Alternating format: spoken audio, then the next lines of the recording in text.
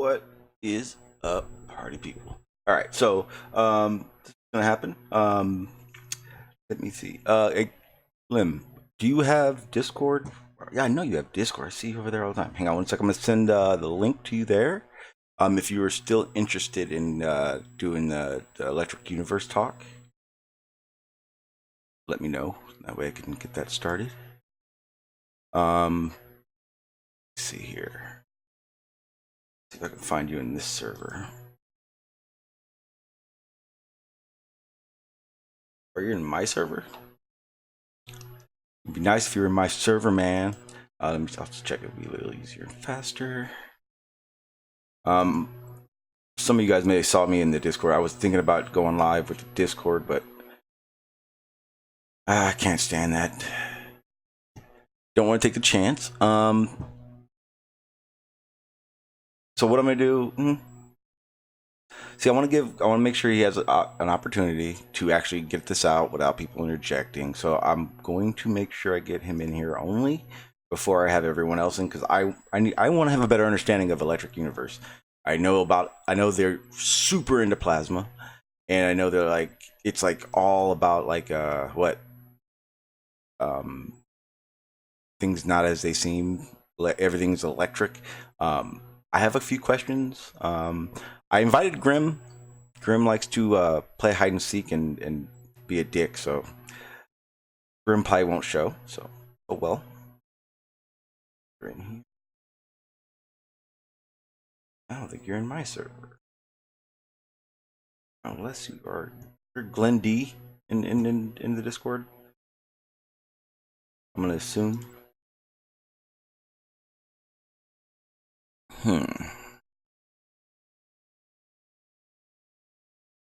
Well, got to figure out a way to get you a link, Glim. I can't handle, like, I for the longest time I let Pete do what Pete did, and he took advantage of it, and I'm done talking to him. I ain't dealing with that shit no more. I got time for Pete's, as you guys may have noticed.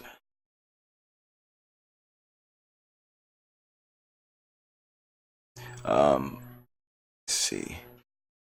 Glim, are you even listening? He's ignoring me in the chat, man. I'm trying to get you in here, yo. I'm just searching through. Oh, I'm gonna assume you're Glenn D. If not, Glenn D's gonna have have a link, because you wouldn't answer me. So there's a link. Hopefully that's you. If not, I just gave somebody my link. Okay, cool. And then that way I will also send you, I think you may be the first. No, you're not the first. I was gonna say you're gonna be the first flat earther in the bunker. I like you, so I'm gonna give you an invite to the bunker. Everyone will welcome you with open arms, kind of. So just so you know, Glenn, the bunker is where I send all the links to the hangouts, and I can feel safe. Oh, well, see, how am I supposed to do it then? Well, here.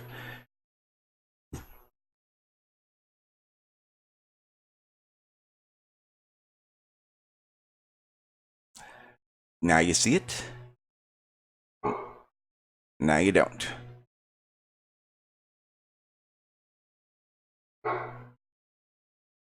Let's see.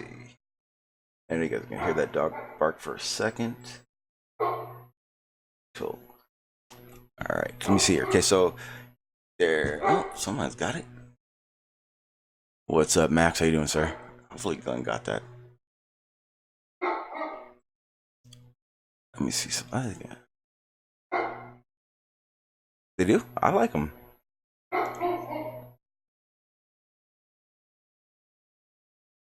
Oh, he's very into it. He always has he has a way of explaining, like he's explaining things at all times. He's not BSing, like, well, sometimes he is.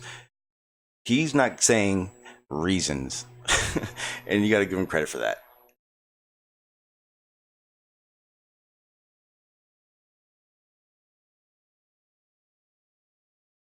Yeah.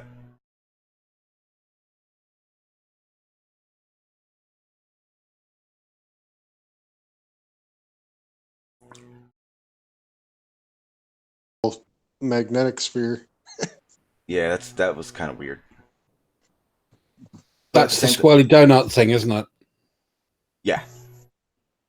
Swirly donut thing. Exactly what it is. Oh yeah, we're living on a old ass 1960s CRT tube. Are we really? Goddamn. I used to work on those. Well, not 1960s What's up, Sasha? specifically, How you doing? but I mean, donut thing, isn't it? I mean, they use toroidal fields in those old CRT tubes to direct the damn light. So I don't. It just doesn't make any sense that would have any effect on what he was talking about. And so everyone knows the link is in the bunker. Everyone that knows what's up. So wanted to get that out there. Sorry, guys. Maxwell, they don't actually use magnetic fields to move the light in the CRT. They use the magnetic fields to move the stream of electrons that are being accelerated. No, I didn't say they use the fields to move the light. They use it to contain it. Yeah. No, the magnetic fields are used to drive the electrons, which then strike the phosphor screen. When the phosphor screen is excited by the electrons, and that's where you get a picture. That's where you get the light from, out the front. But inside the tube, it is all electrons. What are you guys talking about? CRT, how cathode ray tubes work. They don't work by projecting light from the back of the tube to an old-fashioned telly. Oh. Jesus, why didn't you just say so? Because that's what they're called, cathode ray tubes. Sorry, we're about accurate language over here. You'll know the telly. Yeah, go back to about 1990. Those things utilize a toroidal magnetic field. Do they really? Back in the day when you could take your TV to a repair shop and you get it fixed instead of buying a new one. Yep. Well, actually, they're not toroidal. Not really. They're. It's like a disc, right? Or no, actually, they have pairs of. They have four pairs of electromagnetic windings around them. It's all coming back to me now, Alan. To deflect in the X, Y, and you have the X direction and the Y direction. Sync. So you have the vertical sync and the horizontal sync for each of those windings, and it's basically then the variance of the voltage to the windings that then actually puts the picture in the right spot. Technically current through the winding, but yeah. Yeah, you're right. Give me a break. I'm going back a long fucking time. Hey, so am I. I'm just kidding. So I guess until Glenn gets here, I'll bring up the topic I wanted to talk about. Gravity. Who'd have thought? Again, I hope you don't hate it because we're going to be talking about it. Actually, I've been reading a lot into it.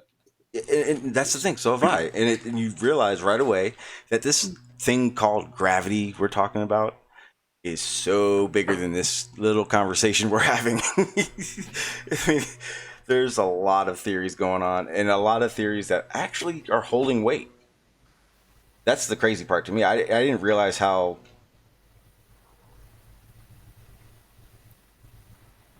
I mean, how beyond gravity they are that we know, or the gravity we know, they're beyond that. Like they're already figuring other things out. We were talking, I think the other day we were talking about like string theory and everything. String theory is actually a great example of that. It explains dark matter, dark energy, but it has to throw them out. With other shit. Exactly. Once you get right past that, it doesn't work at all. So the reason it doesn't just become the new theory is because it doesn't go far enough, and it may explain it, or better. Here's a kicker to string theory. It won't work until It can form all the forces, all the fundamental forces. You can correlate them with this quote unquote dark energy, dark matter situation. But the problem is it throws it out. And at the end result, there has to be a graviton involved. Now, a graviton. Now, the other day I asked you guys what a graviton was, and I think a couple of you guys tried to explain it. And I was trying to think, well, isn't it just a particle that is the beginning of gravity? And then I started reading into it, and I realized that it's much Then you got the Higgs bigger field. than that. Yeah, it's Yeah, not. it's It's like the fact that they. I now realize that the graviton isn't going to be this particle that no one's ever seen. It's going to be the particles in my opinion, that we know, but a different twitch or hitch But a different there. property or attribute to Yeah. it that we haven't actually observed. Yeah, that's How kind you of where doing, I've got it. invisible. Yeah. When it comes down, like I said, when it comes to when we start talking anything at where the problem starts, we're all kind of clueless to this. I think maybe Barney and a couple, maybe somebody else, maybe, but I'm clueless. Barney's just a fucking programmer. He ain't that smart. But what I looked at is Now, I'm happy you're here, Barney, because I was just kind of talking about string theory and how it solves dark energy, dark matter by throwing it out, but at the end result, it needs a graviton. So that's where my problem lies. So, okay, in one sentence, the problem with string theory. Why isn't string theory the theory? Why isn't it the standard model? Is that it answers too many questions. It gives too many things. So if you assume something, it does give you an explanation of gravity which works, and it gives you an explanation of dark matter which works, and it gives you an explanation of dark energy which works. The only thing is you don't know whether it's our gravity, our dark matter, and because it'll also give you an infinity of other dark matters and other particles. It explains everything that we have and then proceeds to explain everything that doesn't exist. Why everything that doesn't exist exists, right? If you ask it why an electron is a 1 meter sphere that's red in color and weighs a ton, it'll happily tell you, right? Yeah. Well, yeah. Okay. So it's unconstrained. It explains everything in our universe and then proceeds to explain everything in the infinity of other universes. So basically, it explains so much. There's no way to actually fact check it completely.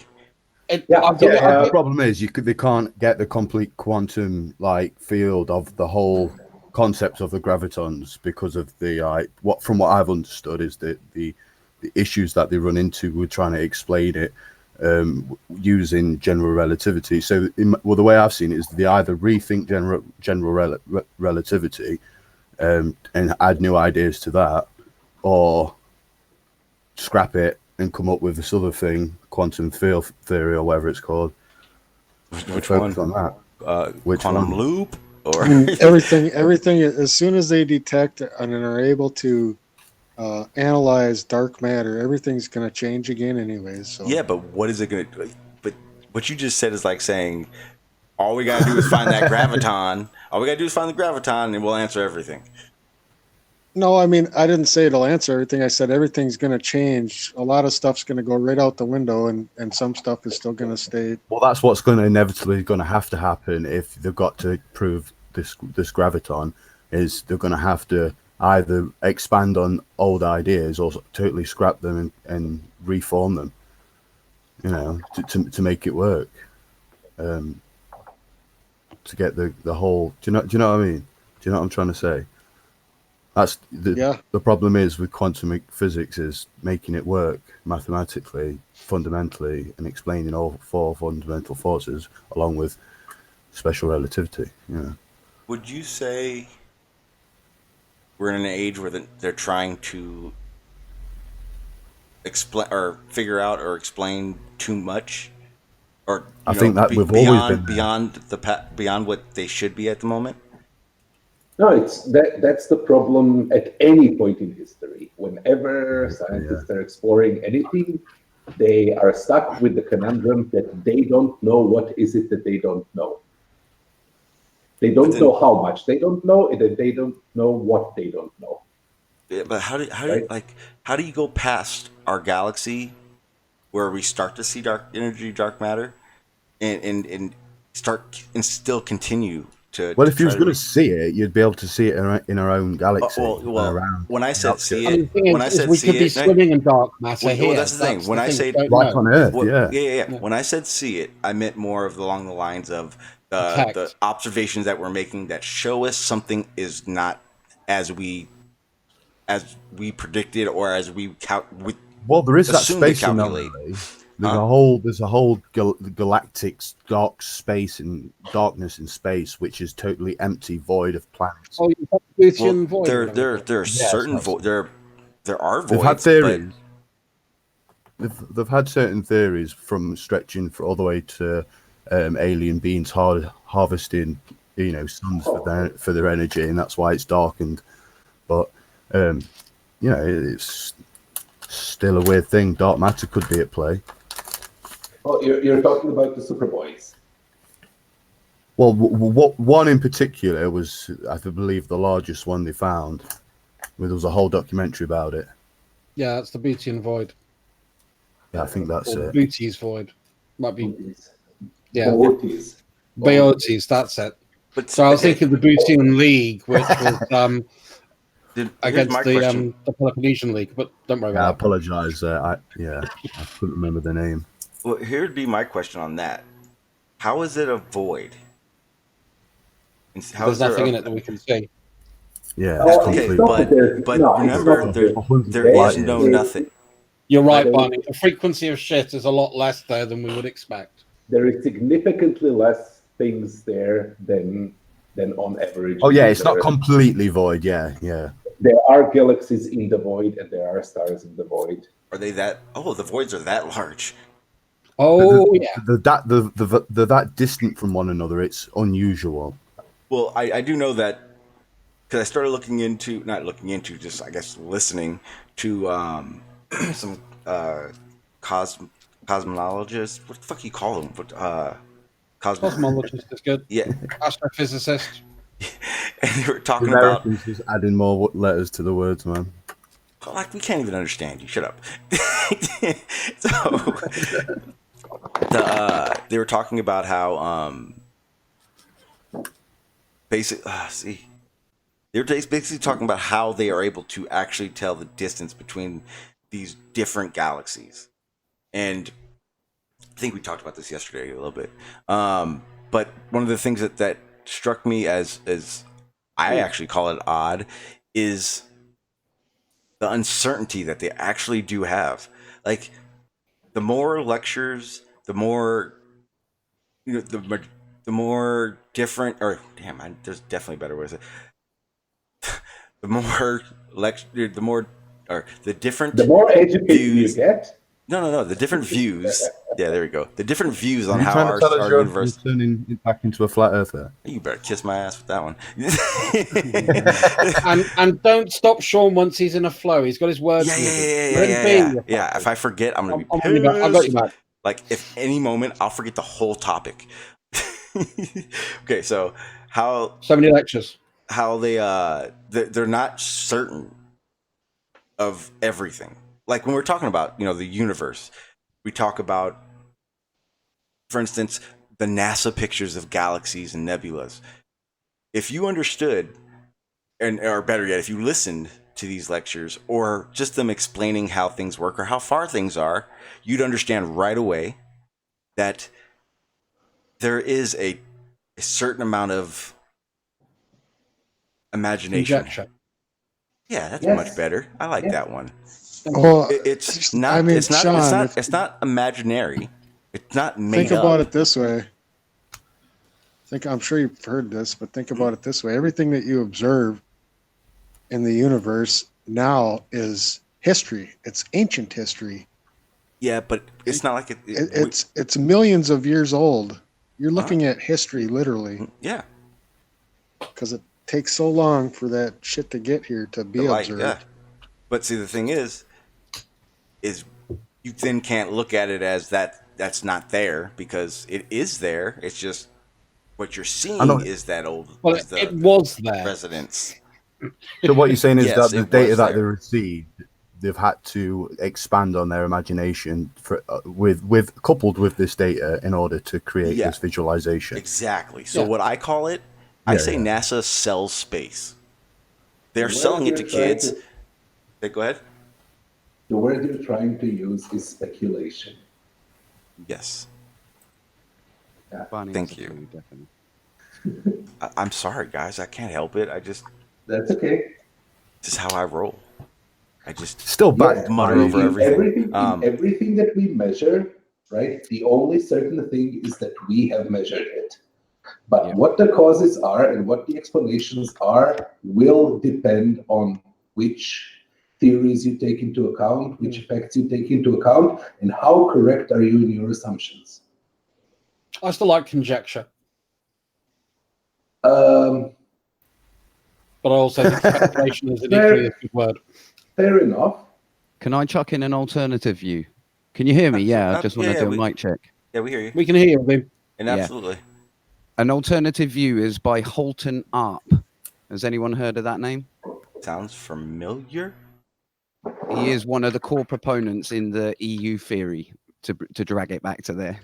Okay. Okay. And well, we were going to give you some time, weren't we? Yeah. Sean? Yeah. I mean, but directly on this topic, this has got ahead. nothing to do with EU theory. But what Holton found out is that distant quasars, which were used as standard candles, hopefully all that terminology is easy to understand. So distant quasars, you used to have a symmetry of two quasars. And is this Jack D by any chance? No. This is Gleam. You sound just like Jack D. Do me a favor. Can you turn your camera off? We don't see you, but we see how that. How do you change that channel 4 test card? It should be at the very bottom. You should see like the camera and just click on it.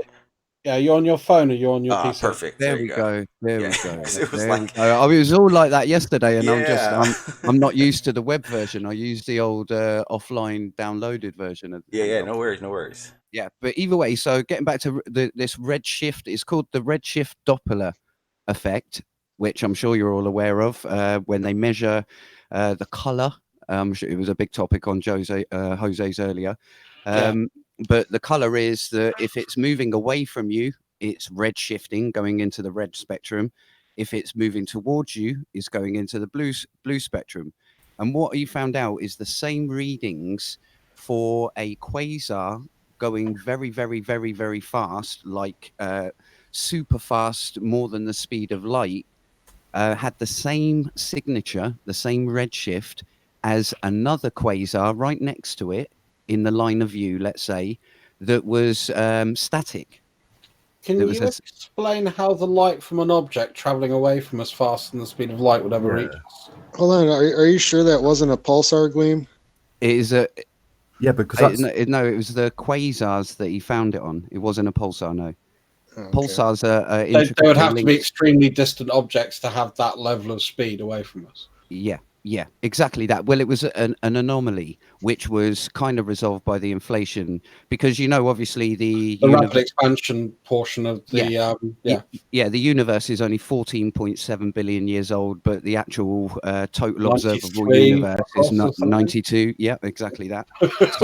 so it's back to the picture at hand. What he figured out, and he documented this in multiple. It wasn't just there's one, that's it. But what he found out that these two quasars, even though one was saying it was going so fast away from it should be billions of light years away, the other one was exchanging matter with it. So it had like a wispy tail, which was joined up to the other one. So our measuring tools of the redshift Doppler effect basically said these two quasars should be completely separate and separated by millions and billions of light years, and one should be static, one should be moving. And it turns out that they're right next to each other, static and exchanging matter. Well, So- static to what? Well, in as much as neither are moving away from each other, albeit the data said they were. I'll be interesting to see The if you've mass got a of them. paper. Yeah, if you've got a paper on that, because obviously, We'll by put it first- this way. I've Well, actually that's- seen. I've seen this. Yeah. They have a term for this. It's called I forget what it's called, but it happens. The intrinsic redshift. Just look up Halton, Halton. ARP. His surname is ARP. This guy's got star systems named after him. He was a very, very big astronomer. However, as soon as he spell it again. Yep. So Halton, which is HALTON. Wait, HAL. Hotel Alpha Lima Tango Oscar November hyphen Alpha Romeo Papa. Don't do that. I don't even know Roger what the that. hell you just said. You guys Okay. H-A-L-T-O. It's the same fucking letters, you assholes. Fuck. H-A as in ha. Ha. You can't Yeah. spell it. L-T-O-N. Oh my Halton. god, that is easy. You guys could have just Yeah. said Holton. That's what I said. But if I would have done it in an American accent, you would have understood it. Halton. Absolutely. Yeah, see? Oh, Perfect. Aren't we supposed to drop the It's H off? your guys's what do you damn, see? And Today's gals. a great day. Your guys' Yeah. accent is just too So, thick. Anyway, we drop H's off all the time over here, all right? You guys But are I just line confused. up- try to Until be you clear with guys you, get know? on board with the Proper standard common, you get system, you guys have issues. Yeah. Okay, so But anyway, Holton- the issue is with the model at this moment. should I so, put like EU in there or something? No, not at all. Not at all. Forget the EU theory. Let's just concentrate on Holton's own words. Holton basically put it into S. Chasakazandra. I've totally mispronounced that, but he was a chief astronomer and chief mathematician. A film was made about him about 10 years ago. And he's a very, very clever Indian guy who basically was head chief astronomer over in the States. Chakasandra, I think his name is. He was a mathematical prodigy, wasn't he? Exactly. He's like, who was the other guy? Who Yeah, done that's not pissing me Robert off as well. Crowe. Those two were like prodigies on the maths front. But he literally got the paper put in front of him and literally wrote back, "This is beyond my comprehension." And then Holton ARP immediately got banned from all telescope usage. They wouldn't let him back on a telescope. So he couldn't then prove this. It was just immediately stopped, and his work died with him. He died in the 80s, I think, or 90s. Good time to die. Yeah, just after the 70s. Just getting over the drugs. Sounds like he goes on to something. But exactly that. Yeah, I mean, I've shown many globe earthers before, and they've immediately dismissed it as, oh, he was known as a conspiracy theorist. And you listen to him, he sounds really genuine, and he's putting a case across. Absolutely nothing to do with flat Earth, nothing to do with electric universe. He was just saying, I've found this anomaly, and as soon as I've gone, hey, there's an anomaly, because it is such a massive implication. If you can imagine saying to somebody, right, we've got all of the distances wrong. That is literally what he was saying. Of course they would try to silence him. Of course it's too much work to then go back to square one and go, right, let's start again. It is exactly Probably that. sent the Enterprise over there. Yeah, but Quick check. it's a true story.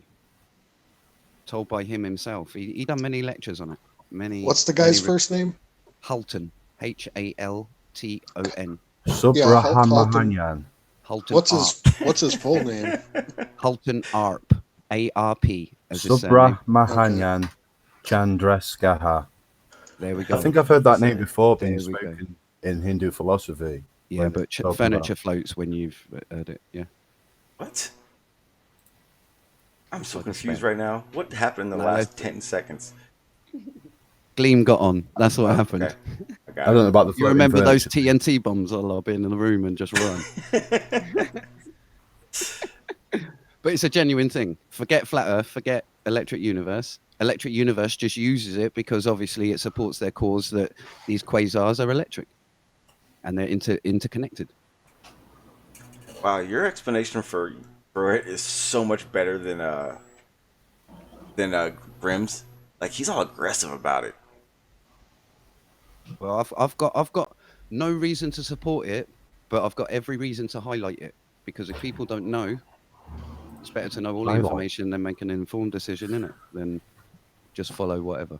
But I'm not sure if Electric Universe is possible from what I'm hearing.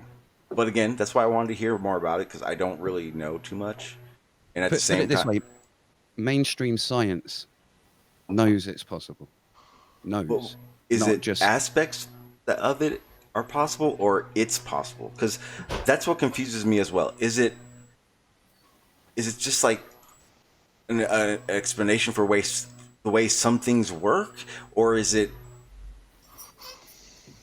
Well, is it saying that science isn't doing it right at all? That's what I'm confused about. Not at all. Well, No. Science does say that physics and the law of physics might be bound differently in different galaxies, and we're not entirely sure how other galaxies would react the same as ours, or even our solar system. So, an anomaly like that would be expected, I guess.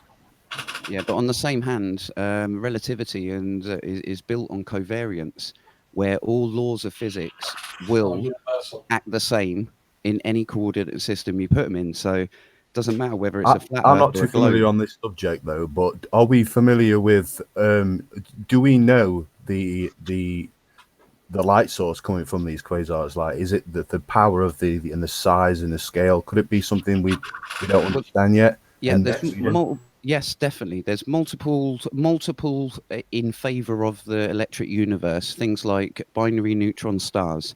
They're so dense that gravity cannot account for that. Well, every star around us is binary. I think there's a theory ours star is a binary star too.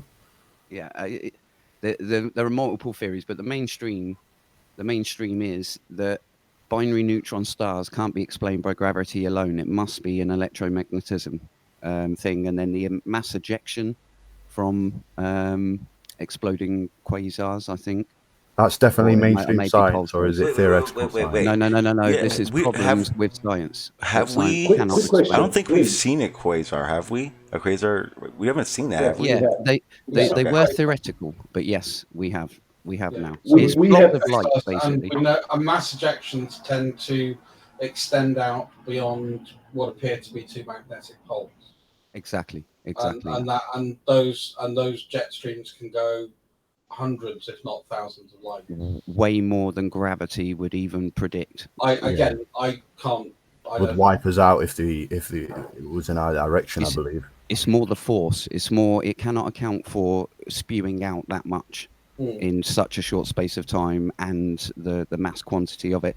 Put it this way: the density must be phenomenally high. Exactly. There's a theory that it's things like this that is the mechanism that replicates from the Higgs boson, let's say. So this is the thing that creates hydrogen and helium, the main things, or hydrogen.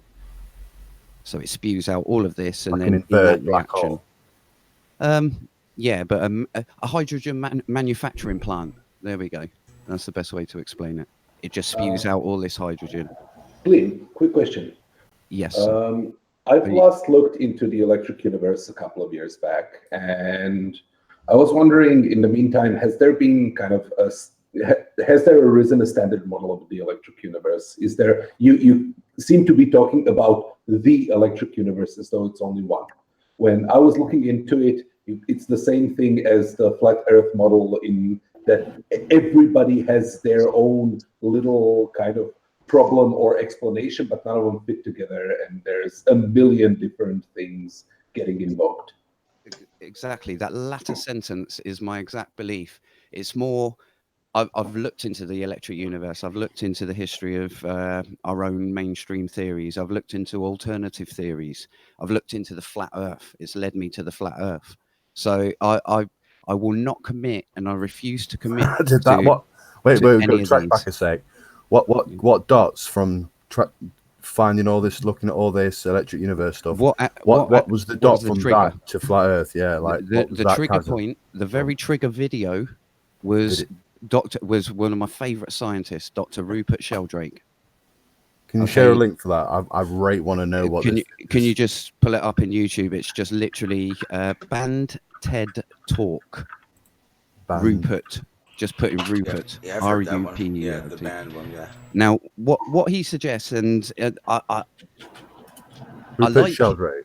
Yeah, I like his theory of morphic resonance, and I don't want to get into that, even though it is directly linked to the electric universe. Even Dr. Rupert Sheldrake has actually spoken at an electric universe conference. No, that's cool. I'll check that out tonight later on. Yeah, but I was just interested in what was the one thing that made you just jump straight from that after researching, after looking into it so much. Well, yeah, no, it wasn't even prior to Flat Earth. It wasn't even Flat Earth that brought me to Flat Earth, or searching, or seeing it, or seeing Dubai's. This was well before Dubai. It's about a year. I went the opposite way myself. You know, I was a Flat Earther too, knowing the truth. I guess I'd say. Yeah, I'd say I've been deep rooted in the whole conversation in the background, basically, for more than 5 years. Definitely more than 5 years. I joined Nathan Thompson's group on Facebook when it was about 9,000 users. Put it that way. So he's on about 200,000, I think now. But anyway, getting back to the point of what, I don't know. No, it was to do with the electric universe. Yeah. So Rupert Sheldrake, basically, he come out and he's not a proponent of the electric universe, but he just likes the alternative science route of just looking at it, just considering it, making sure it's either falsified or not. So either way, so Rupert comes out and he says, I wrote a book called The Science Delusion. And what it is it's using science against its own paradigms. So evolution, to do with lots of things. And one of the core ones is the speed of light. Now, what he actually done is he went to one of the educational archives in England. He's basically very famous biologist whose discovery of the polar auxin transport between plants, basically how they transport their DNA, so to say. The polar auxin transport is in every single biological university exam, and he was the discoverer. So he's pretty up there in Cambridge University. So he's got access to all the archives of all the historic books of recording the speed of light. He's put them all into one graph and found that it's variable. It's not literally a constant. And he discovered that he went to see a top meteorologist, and he asked him, look, why is it all of a sudden that it goes up and down in the 1900s to 1940s, and massive fluctuations, and then all of a sudden stops and it all goes one even level?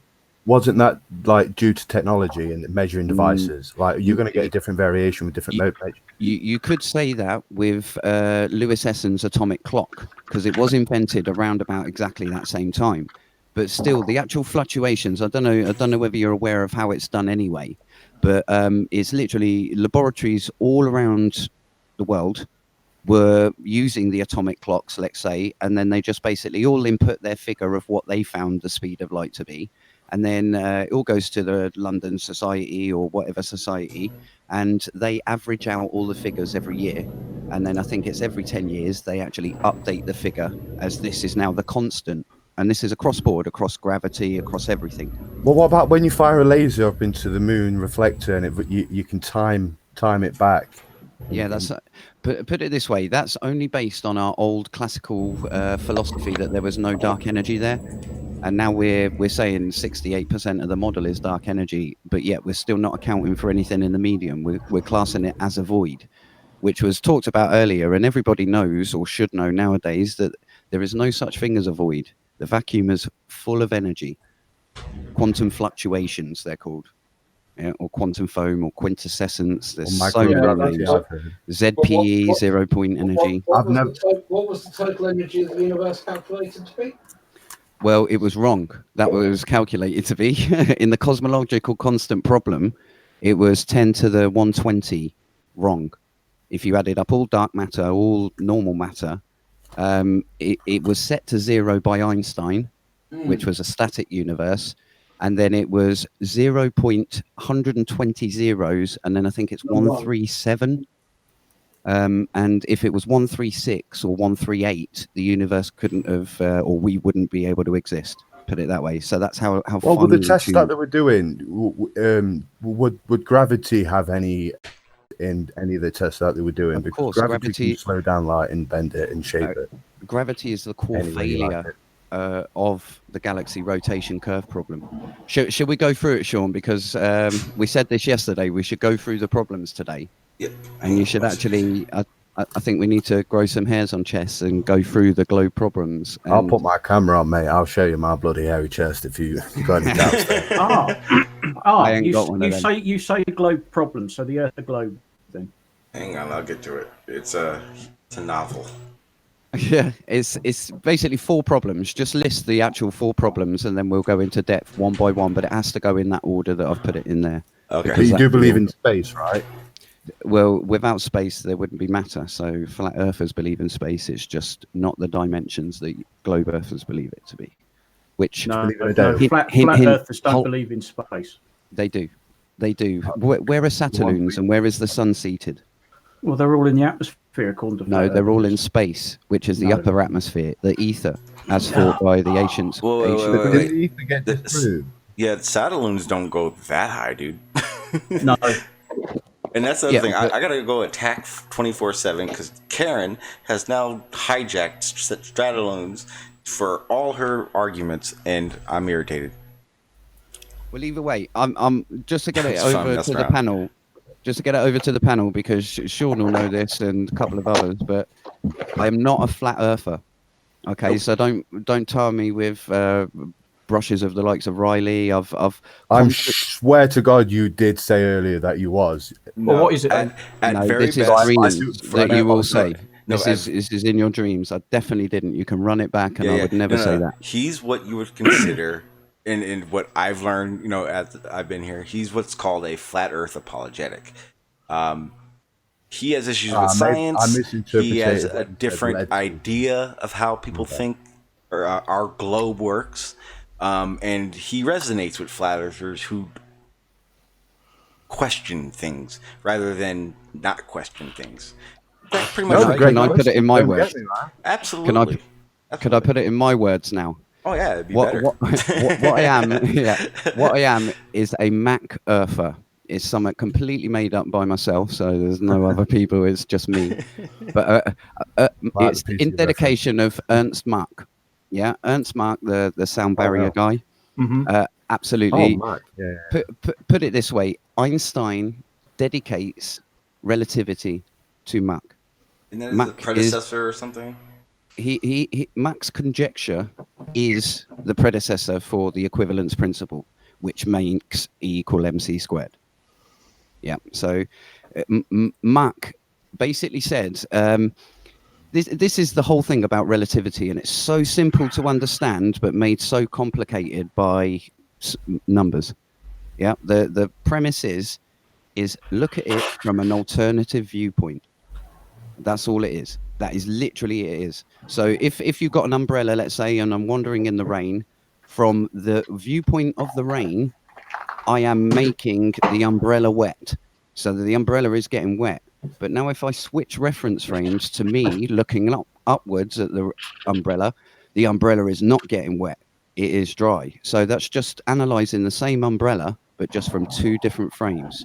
Yeah, it's very elementary though. Yeah, but it is getting wet. On the top.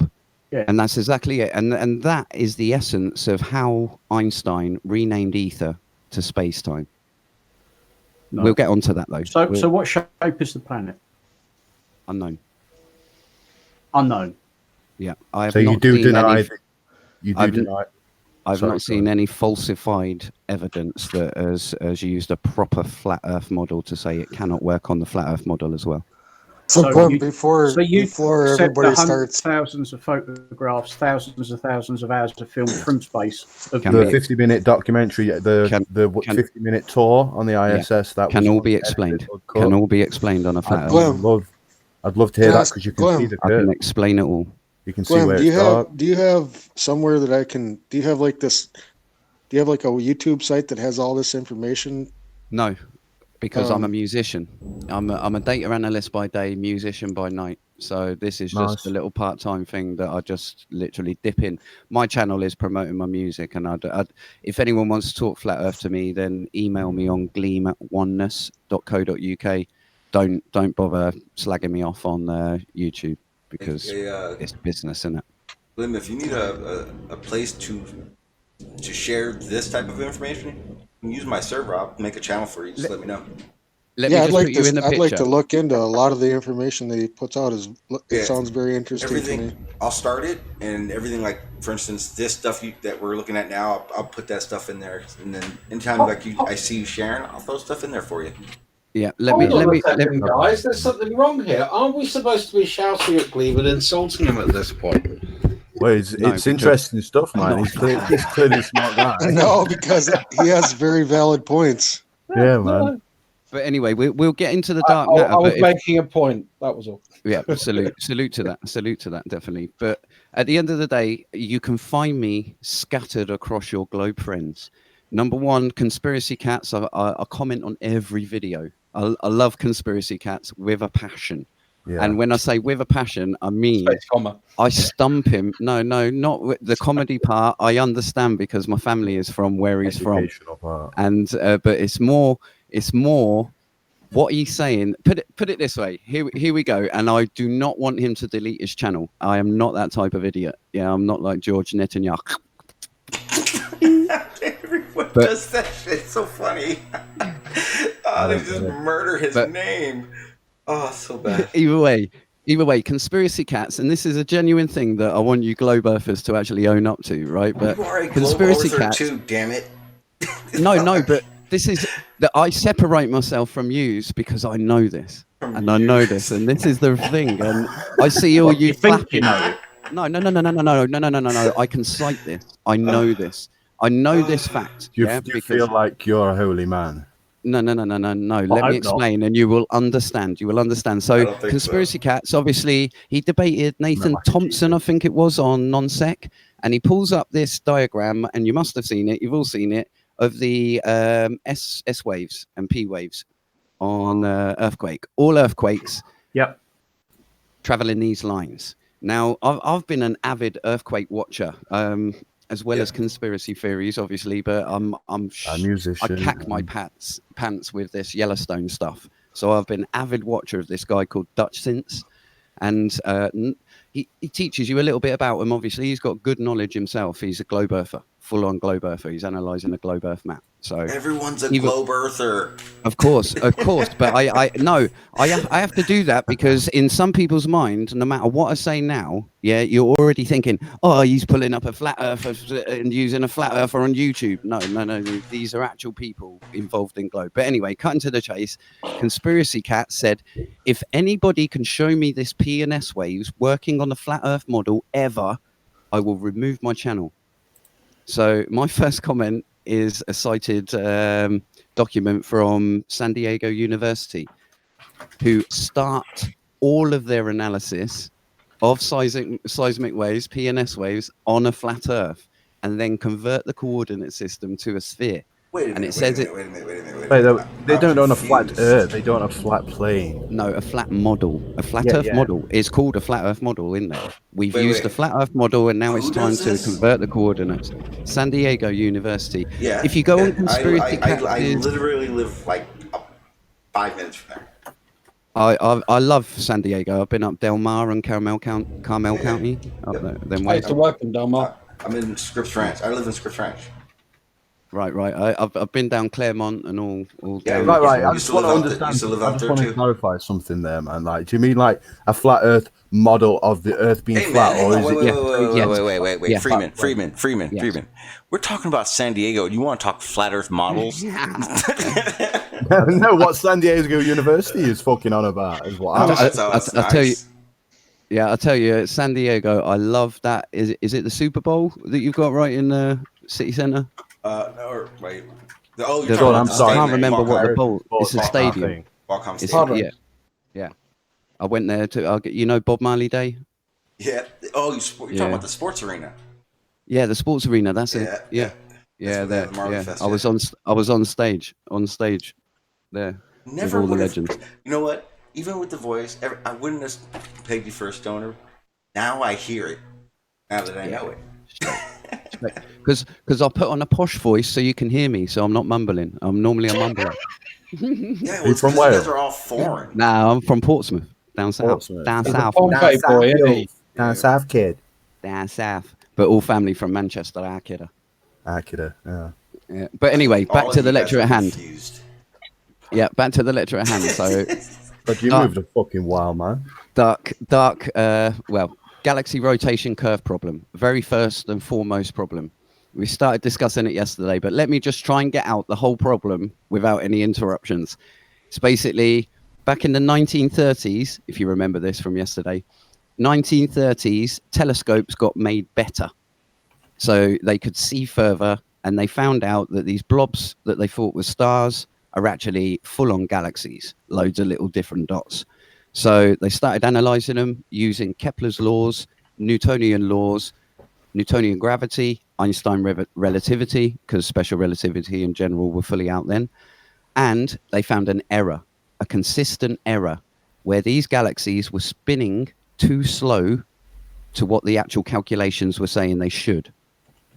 Okay, and it was a consistent factor of 10 out.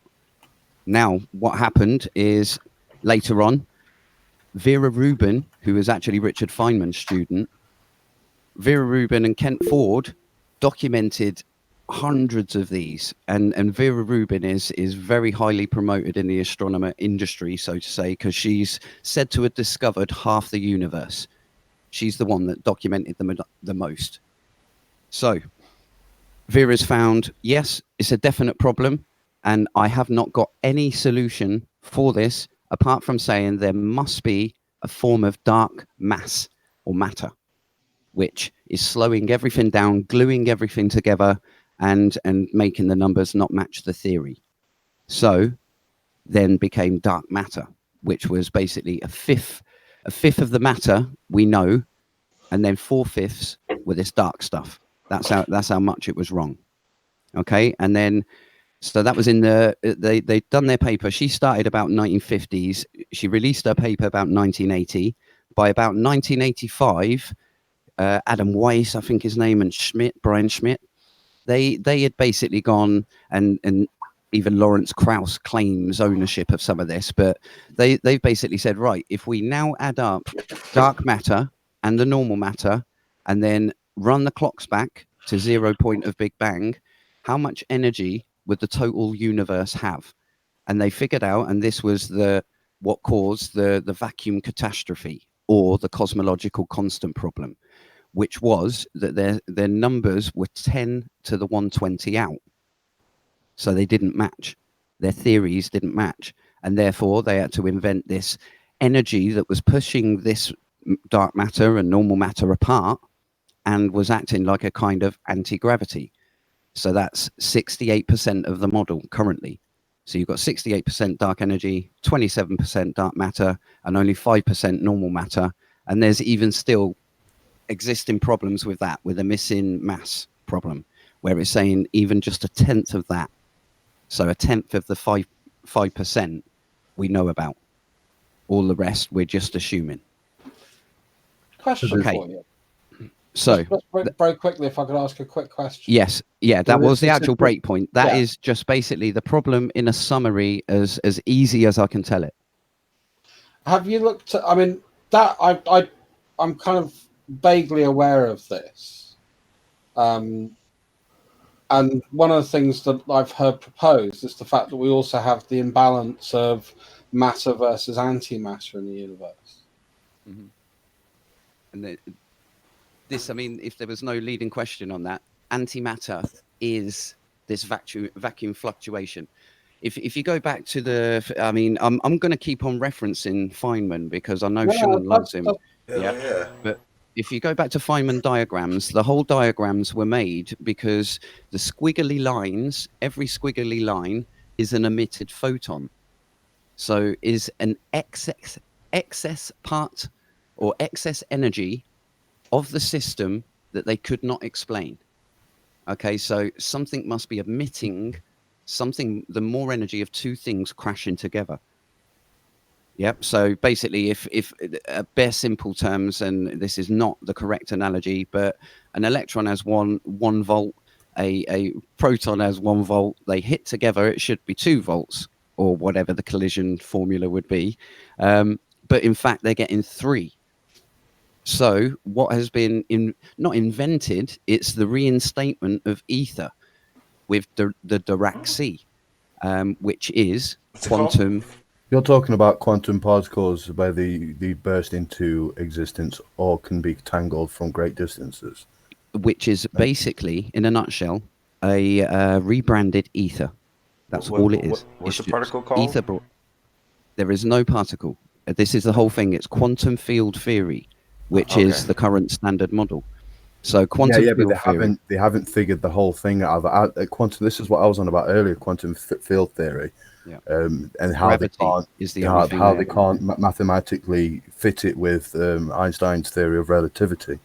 And they have all these problems that you've just described. Yeah, that's the missing mass, like you were. Okay, yeah, okay. And this is what I was getting at earlier. Sean, that's nothing to do with the missing mass.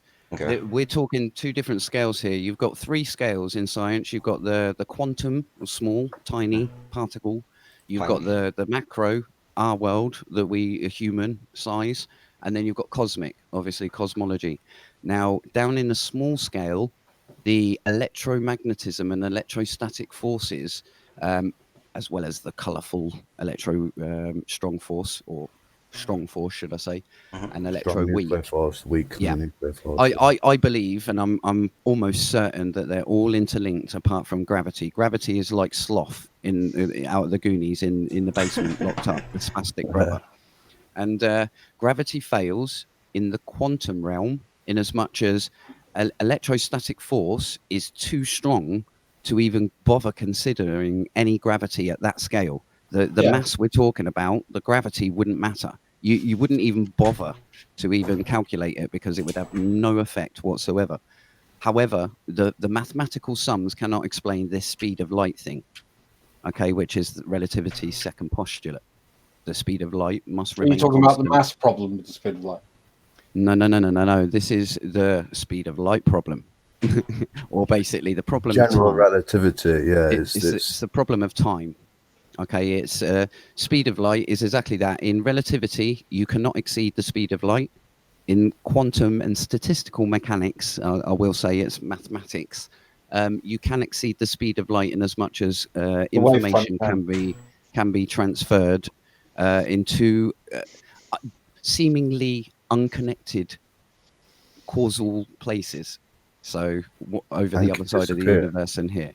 Yeah. So put it this way: it was Einstein's last bit with the EPR paradox, and he basically said he cannot explain, or relativity cannot explain quantum entanglement. If it is deemed that there are not any hidden variables, which is the hidden variable theory, hidden variables just means there is something there that we haven't discovered yet. Yeah. There is something else there that we just have to put it down to just for the meanwhile until we figure it out. And it's been deemed now, 2016, I think they found it out, that there's no hidden variables. It is a solid, repeatable and more precise. And that's why they done this ages ago, but they switched over from relativity in the particle model to be quantum field theory, where particles as a traditional sense, a classical sense, do not exist. It's a nested hierarchy of energy fields. Yeah, but at the minute, it still remains a theory, a hypothetical theory, because of the mathematical problems that they have. It's the current standard model. Yeah, no, forget gravity. They discounted gravity for the sake of the theory being so accurate that it blasts relativity out. Wait. Yeah, I can cite this for you if you need. And hang on, how does it surpass everything by not using gravity? Because it does not need to, for the aforementioned things. Because you have the quantum gravitons then. Can I pull up a link? I don't want to share screen just yet. Yeah, but who's sharing? or can I share? I am. Go ahead. Yeah. Go ahead. Yeah. Well, I'd rather you do it, so then it stays in your history, your page history. Okay. Yeah. Yep. So Just share the link. No. If you just search in Google, and this is just for the ease of use of everyone else, because if I share a link, people might not be able to see it or type it out. So you are talking about quantum gravity, aren't you? Then the gravitons. No, that is the resolution of tying the two theories. But down at the particle scale, relativity it is not needed, albeit there is a relative quantity of quantum theory. Doesn't certain relativity basically they have a lot of mathematical problems. Always stands, like symmetry. Put it this way, symmetry does always stand, polarity and all that does stand, and that is part of relativity. However, the space-time and the bendiness and all of this extra bit and the restricting of C is a very pinnacle bit. And as I say, that was the thing that brought me to flat Earth, because this everyone's saying no, speed of light must be one thing and always stayed the same as that. And then when you look deep into it, no, it hasn't. It's always been recorded to change, and so are all the constants. So what are we Google searching? Yeah, so here we go. Wait a second. Are you talking about, because you're making me think of an experiment, where a hypothetical experiment that I watched once, where this physicist was talking about a bus traveling, and if there's a guy at the bus stop and a guy on the bus, and if the guy on the bus would explode some light, would it's the train paradox? It's not a paradox. It's the train thought experiment by Einstein. So once you're saying it's down to the observer, like the way I observe light. No, that's length contraction and time dilation. That is to do with the space-time, the maths of space-time. But without going any further, let me just. This is fundamental. Time trying to grasp this. Yeah. So search CERN standard model.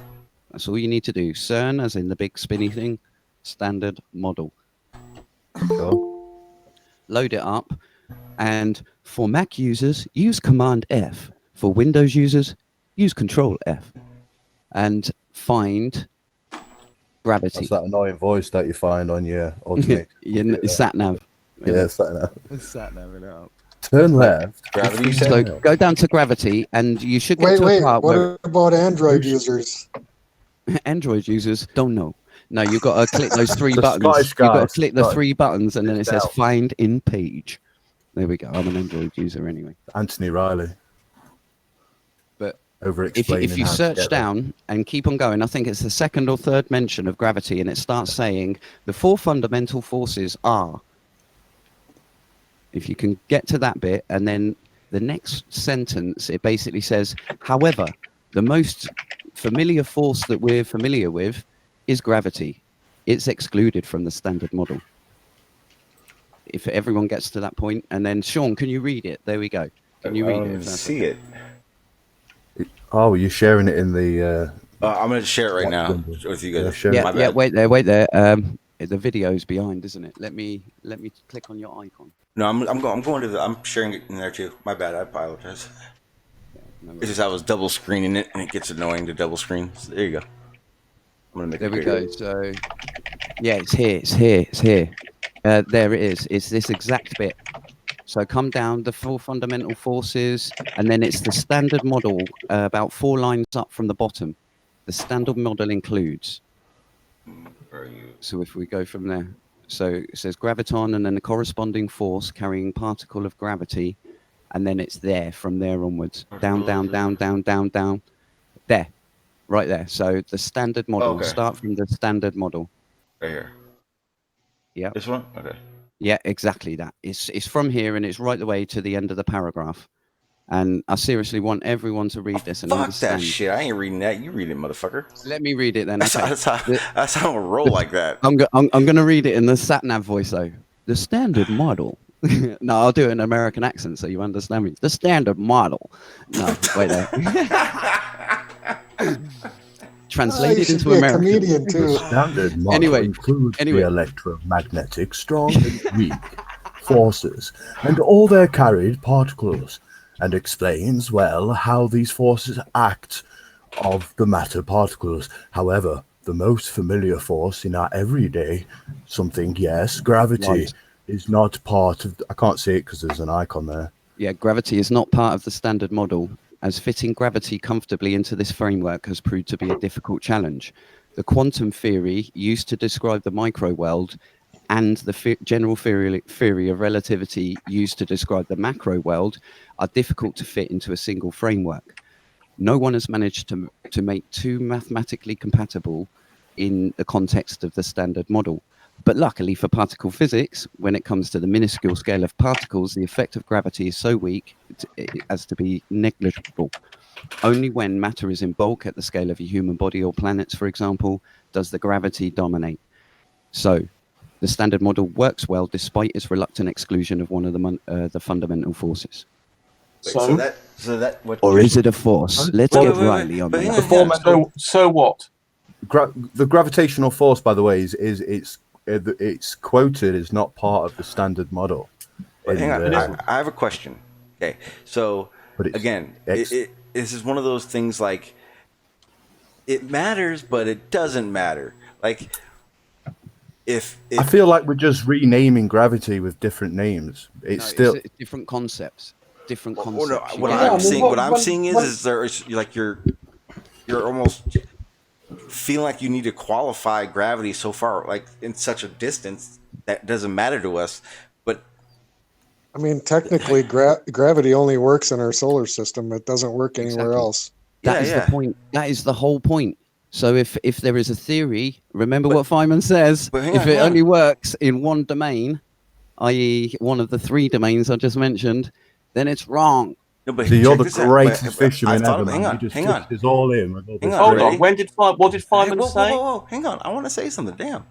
So hang on. But what if?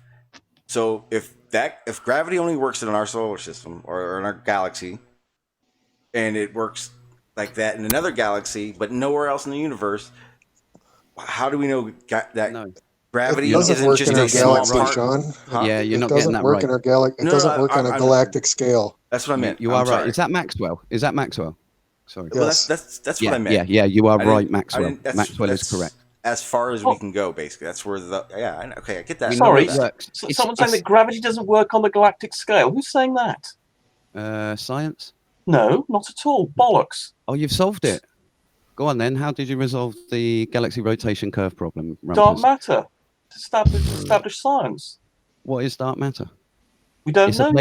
It's a placeholder label. How can you say, yeah, well, I've resolved it by calling it a name, by calling the error a name? We know that there's a mass there. We know the amount of mass. You don't know. You don't know what it is. Hold on. Hold on. Let me answer. Let me finish. Stop. Hang on. I know. Okay, I'm going to let you finish. Stop. Jesus Christ, I didn't even get through a full sentence there. We're going to keep it very calm. We're going to keep it this way. We're going to keep everything to minimums, and we're going to let everyone talk. Go ahead, Rumpus. Right, just let them have a goddamn sentence. Right, we know the amount of matter baryonic. By the way, apparently Lottie, I've got to call out Lottie in the chat, otherwise he's going to kill me. We know the amount of baryonic matter, i.e. matter made out of protons and neutrons, from looking at the cosmic microwave background radiation. So we know that amount of matter that exists there. Then we see the amount of matter in the universe. We can measure its mass, and we see there's a deficit. So we know there's some mass missing, and therefore we do not know what it is. But we've seen, for instance, galaxies interacting, and we can see where the mass of the galaxy is interacting. But we can also see where. Hold on, nearly finished, and we can see where the visible portion interacts, and we can see examples both, and also it's required for the Big Bang theory to have dark matter. So there are 3 or 4 reasons why we're very, very, very confident dark matter exists. Finished. Well, hang on. What they said is that, right, where you said dark matter and dark energy is where I did mention dark energy. Okay, but I could mention dark energy if you want me to. Okay. Damn, you guys are very touchy today. Not guys, just Rumpus. I'm just messing around. That's where gravity stops. And and trust me, I may have worded it wrong, but I know this because I used to talk about this when I was a flat earther. So what does gravity stops mean? Sorry to interrupt you. It stops working. Well, hold on. No one's saying gravity's not working. Yeah, they are. Yeah, they do. No, they're not. No, yeah, they do. No, yeah, really. Seriously. Yeah, for real. Who says that? I've got about 12 documents here over the past decade. Well, but you're wrong about everything. So those Duracell batteries, guys, you need to keep recharging them, otherwise gravity won't be turned back on. Think about it. Look, I've just explained the whole galaxy rotation curve. I don't know when Rumpus joined, but he's just come in here and just gone pew pew like Yosemite Sam. It's fully understood. We know there's some missing mass in galaxies. It's not fully understood. It's the biggest problem unsolved in physics. Points. Hang on. So what you're saying, Rumpus, is that these things are figured out. Okay. Again, this is one of the things that I used to look at when I was a flat earther, because this is figured out. Sorry, just quickly. Sorry to interrupt you. Fixed out in the fact we've got lots and lots of independent evidence for the existence of dark matter. This matter that's massive but doesn't interact with. But when you say that, all you're saying is that there's evidence of something there. You're saying dark matter as if dark matter is the something. Dark matter is the we don't know. Might as well just call it invisible matter. Yeah, but we got 5 or 6 reasons. We know we've got 5 or 6 independent ways of measuring its existence and how much of it there is. Okay, you're saying you see something, but they don't. Seeing something is not the same as knowing what it is. So it's magic.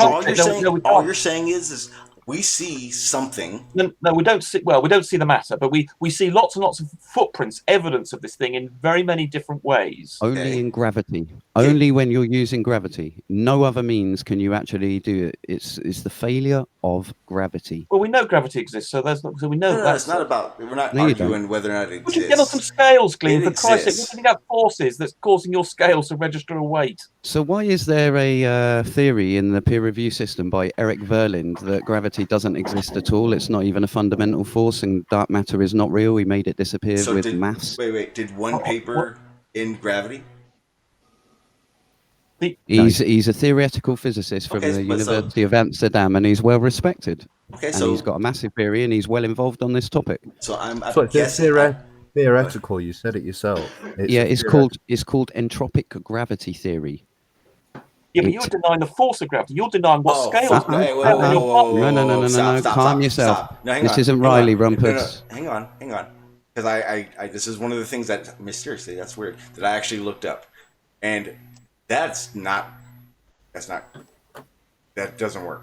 This doesn't work. So this guy's come up with a different entropic theory. It doesn't work. Hang on, I'll bring it up. I have it in my. Yeah, no, the entropic theory has problems, and that's why it didn't pass stage 2. Yeah, but put it this way, Eric Verlind is not a flat earther, but yet he's putting and proposing modifications to the current gravity knowledge that the mainstream science has, and science has said, okay, we'll consider it, but there are these problems. Exactly the same as string theory.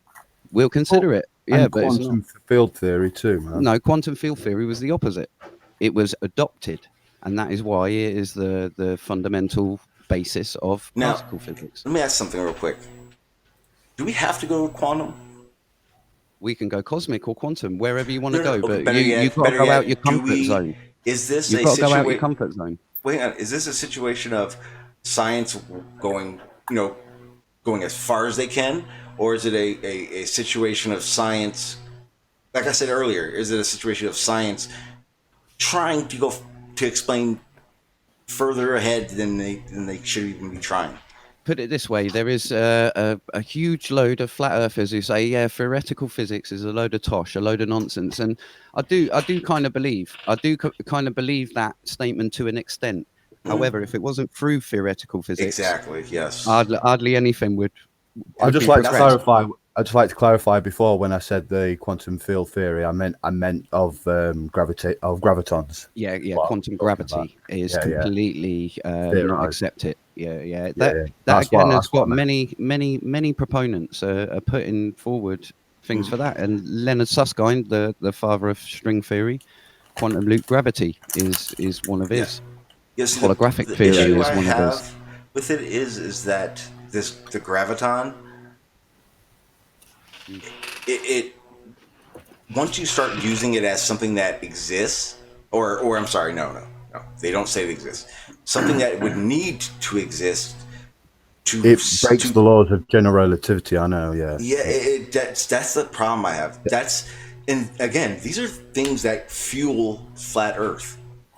Understand this. This is a very difficult thing for us to find out and comprehend. This is very difficult. Absolutely. But the problem is that someone like myself, for a long time, when I heard about how the galaxy doesn't work, the galaxy's rotation is tall tale red flag for gravity. Not. It is, Man, man. the It's closest needed, bro. the closest star to us, I believe, is around 4.2 light years away. Yeah, star, and the one after that is something like 6.1 light years, like Proxima b. Right, that distance is fucking huge. Our solar system alone, we don't fully understand. Like, yeah, we can only and that's the other thing. All We the don't pictures fully of the understand Milky the Way, what? all the pictures of the Milky Way are so are inside for these looking anomalies. out.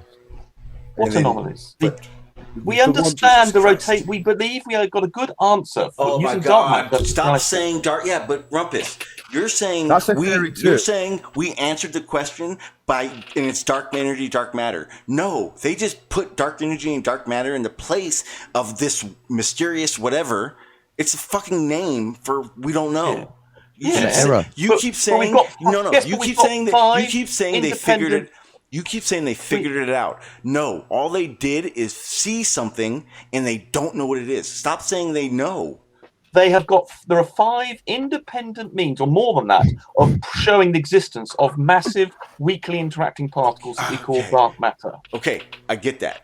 And we even know how much of it there is. Time out. They don't know what kind of particle it is, first of all. No, they don't. We even know the mass in the universe of it. We know how much. Yeah, do we know what it is? We know the mass Do we know of what God it as is? well. Do we know how it acts? Do we know what it does? No. They don't have anything figured out. They just We know a lot about it. We know a lot about it. Rumpus. Are you talking about the experiment they did in like an underground chamber where they was trying to measure? They don't know shit about it. They know that there's something there that is affecting stuff, but they can't figure out what the hell it is. Yes, but they know the amount of this stuff. They know how much it weighs. But They know let me finish my sentence. And they know the proportion of the total mass of the universe. So they know a hell of a lot about it. They also know it doesn't interact. So that's quite a lot to know about this stuff. They don't know. They theorize. They built a theory. They built a theory based on the numbers. That's how we determined the existence of the Higgs boson and the positron. You come up with a lot of independent evidence of saying this is how it should work. Remember, you just went through 3 different things and said that we know. I'm telling you right now, this is why everyone attacks you, because you say stuff like that, and that's not true. It is true. We know. I said. Look, so they can see highly that. likely. They can highly likely. They can see all the. They can see all the edges of the universe.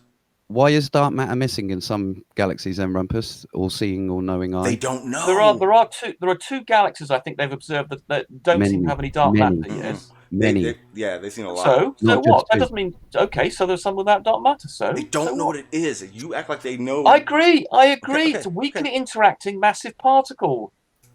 Well, we know how much it is. We know how much there is of this stuff. We know how it doesn't interact. Of what? Whatever this stuff we're going to call it, we know how much there is of it. We can even see it in galaxies and things.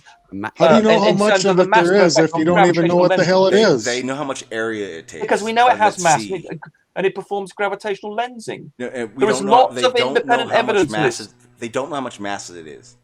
They do know the total mass of dark matter in the universe. Yes, they do. Just because you don't know that's your problem. They know the amount of dark matter, the mass of dark matter in the universe. I just had to correct you. Oh yeah, but that stuff. Equation's only based on what we know is in the universe, and then what's left is what. I mean, even that statement's false because it's only the observable universe, not the whole universe. Yeah, the observable universe. Well, yeah, from the cosmic microwave background radiation, we can form a pretty good model. I mean, we've got a picture of the universe that only a few 100,000 years old. You sound like 5 minutes ago you were like, we know. Now you're like, they kind of know. They kind of, Well, there are some aspects of it we know a lot about, and there's some we don't. So we know there are some bits. Dude, which bit do you want to know about? And the best part is, of all they know, it ain't shit still. And you're acting like they know. They know some bits well. Sean, shall I come back? That's perfect. Shall I come back when you've sorted out your little... No, Rumpus, just so you understand, this is kind of Glim's time. So let him go. When he's done, we'll berate him on his EU stuff. I just really want to shut Rumpus down because, number one... don't say that because I've actually enjoyed your talk. So don't attack him, so he'll keep going. I've got to educate him, not attack him. You couldn't educate a bloody 13-year-old. Whatever name calling you've got. You've demonstrated you do not understand science at all on numerous occasions. numerous occasions you don't know and have an understanding of basic science. I think he was posing an alternative idea theorized and through this lineal path he was guiding us down. Yeah. Of these scientific studies. But Rumpus don't want that. He wants to tell everyone about me getting some sort of science that he will never cite from. Present your argument. I'm happy for you to present your argument. Well, it's not his argument. He's just talking, dude. He's actually. You just come in like Yosemite Sam, and literally, this is not an argument. This is me tipping up one of the metal tables and dodging a few bullets of yours. Okay, number one, if it wasn't a problem with gravity, then why were the two core leading theories to resolve this problem known as modified Newtonian dynamics, which was trying to modify Newtonian laws? Yeah, that's bollocks. All right, calm down. That has been discounted now. You are correct. Oh, there we go. Right. Yeah. Calm down. Don't need to interrupt me. I can do it. I'm big boy now. And then lambda CDM, which is the current model, which is basically 27% of dark matter and 68% of dark energy. Yeah, okay, right. Neither of which are known. Okay, there is no tangible direct evidence that either even exist. All they are an error in our calculations on how we measure the rotational velocity of a galaxy. No, there are lots of independent mechanisms to work out the amount of dark matter in the universe. It's not just based on galaxies. It's all calculations, Rumpus. It's not. Oh dear! Calculate things. Oh my God! Better not do that. Listen. Well, listen. What they are doing is they've gone. Oops. Our theories, Kepler's laws, Newton's laws, and relativity don't work. How much don't they work by? It's a factor of 10. Okay, we'll. Sorry, what doesn't work? Sorry, what doesn't work? Kepler's laws. What Kepler's laws don't work? What you mean for the galaxy rotation? Yes. Well, if you have a different mass, then you end up. It's just a mass issue.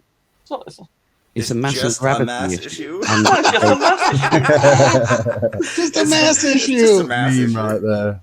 It's only mass. It's only 5 times the amount of mass we see. All that was required to fix the galaxy rotation is for there be more mass in the galaxy than we can see.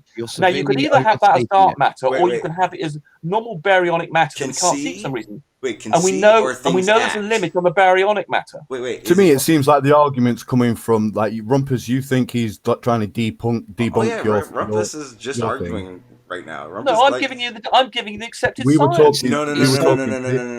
Yes. You're giving the confident science, whereas in Blim actually was just talking regular science. Theoretical. No, he's not. No, he's not doing regular science at all. He spouts absolute gibberish science. What does he talk? What does he say is gibberish? What do he say is gibberish? I'll let you go. Wait. Well, time out. Hang on.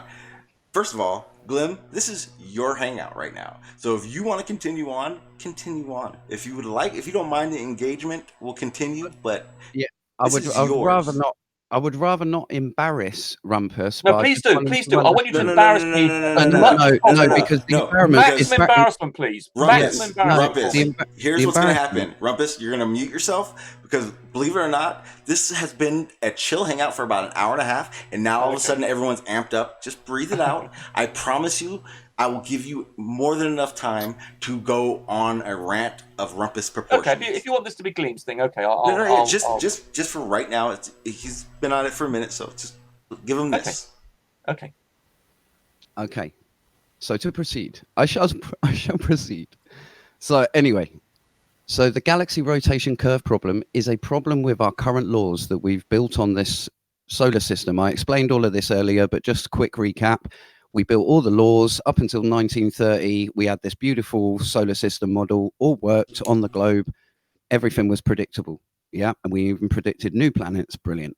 Excellent. But 1930 come and the little blobs that we're seeing in the sky actually become big galaxies. We use those same theories that we used to build this solar system model on the cosmos, on these large distances to test them out. And what happened is they failed consistently by a factor of 10. Not at all. They didn't fail at all. We did not base our solar system on other galaxies in the star system. This is gibberish. It was the 1920s anyway, not the 1930s. It was the 1930s. If you look it up on the Galaxy Rotation Curve wiki page, it says 1930s. Jan Oort and Fritz Zwicky were the guys who first noticed it, and then it was very. Oh, when that wasn't the thing. Well, you made a statement about something happening in 2020. But yes, the galaxy thing was later. Yeah. Rumpus, do you know the Gladiators? You know the old 80s sports challenge program? Yeah, you know that Travelator where you running up the hill and it's just going down. That's what it's like speaking to you. Okay, so you have a problem speaking to me. Okay, no, let me carry on. And you know that mute button? Do a Nathan on it, please. And so either way, the galaxy rotation curve problem is a mistake in our current theories. So therefore, we had to come up with new theories that explains this. One of the new theories was to modify Newton's laws of motion. Not so good, because Newton's laws of motion are pretty good. That's the MON one, MOND. Yep, that's the MOND. Okay. The MOND. And what that predicted failed. So it was considered for a couple of years. There's no problem with our models of the of galaxies. It's just a mass issue. Oh my God! I keep saying that. You sound like a flat earther. Rumpus, claiming. Put it this way: what does mass cause? Gravity. Yes. So if it's a mass issue, it's a fucking gravity issue, you idiot. It's just the amount of mass in these galaxies. That's let all. me just finish my paragraph. Okay. 2 sentences, Rumpus. Let's not make this sound like a flat earther. Yeah, that's it. Exactly. You are a flat earther, Rumpy. Well, in the sense, anyway, you obviously have a problem with reality. Like a bad day, though. Still, you have a problem fighting reality in that current science. When you're saying dark matter is real, and I'm saying it isn't. And current science is saying you're both real, but we've got evidence. Wait. Dark matter is real. It is there's something there fucking shit up. We've got 5 independent reasons at least for believing in dark matter. Okay, why wait. Paper saying dark matter isn't real because I've resolved it with thermodynamic entropy. Okay. Oh my God. Do you even know what entropy is? Stop. Continue on, Glim. Because yeah, I want to. Please. Rumpus, just don't interrupt this one bit that I need to school you on because I do need to school you on, and you can. No, you can't school. You couldn't school. Hey, Glim, you do know you're kind of egging him, right? And he deserves it. And he deserves it. But you're an idiot, Glim. This is arrogance. But if you want I to, don't need to call you an idiot, Rumpus. If you want to actually continue to talk, though, you can't do that because you know he's going to react. Either way, let me get back on track. Galaxy rotation curve problem is a fault in our current classical physics and cosmology. Okay, so they modified it. They added this dark matter, added this dark energy. Now, the reason why they're called that is it's just a name for the error. So it's a consistent error of a factor of 10. So they now get this factor of 10, and however it's distributed, that percentage goes to dark matter, that percentage goes to dark energy. The only evidence, only evidence that it exists, or even as any slightest hint it exists, is due to using gravity again. So if you can understand that, gravity has failed. Instead of modifying gravity, we're modifying nature. Okay, and the only way we can tell that it exists in nature is using the same failed theory that it was created from. But aren't you now using the same test on a bigger scale too? Wouldn't that test have to change? I was just going to say that it'd be a way bigger scale that you'd have to try and predict, and you don't know what gravity would be acting like on such a huge scale. It's the same thing as how Newton and Einstein is. It's one's a small scale, one's a bigger scale. Then you keep going to the bigger scale, but you've got to understand there's a conceptual paradigm change each way. Okay, so from Newton, I'm not getting involved in this argument of can you use Newton locally, because I believe yes, of course you can use Newton's locally in the universe. It works. Yeah, I'm just trying to understand. No, it works on a large scale. Stop. I'm trying to understand the steps of it. Glenn, is that why they're trying to create antimatter at CERN? Not create it. It's that they have excess energy that they need to account for, which in my eyes is trying to will it into existence. Instead of saying, yeah, there's an ether, let's have an antiparticle. Let's have the opposite.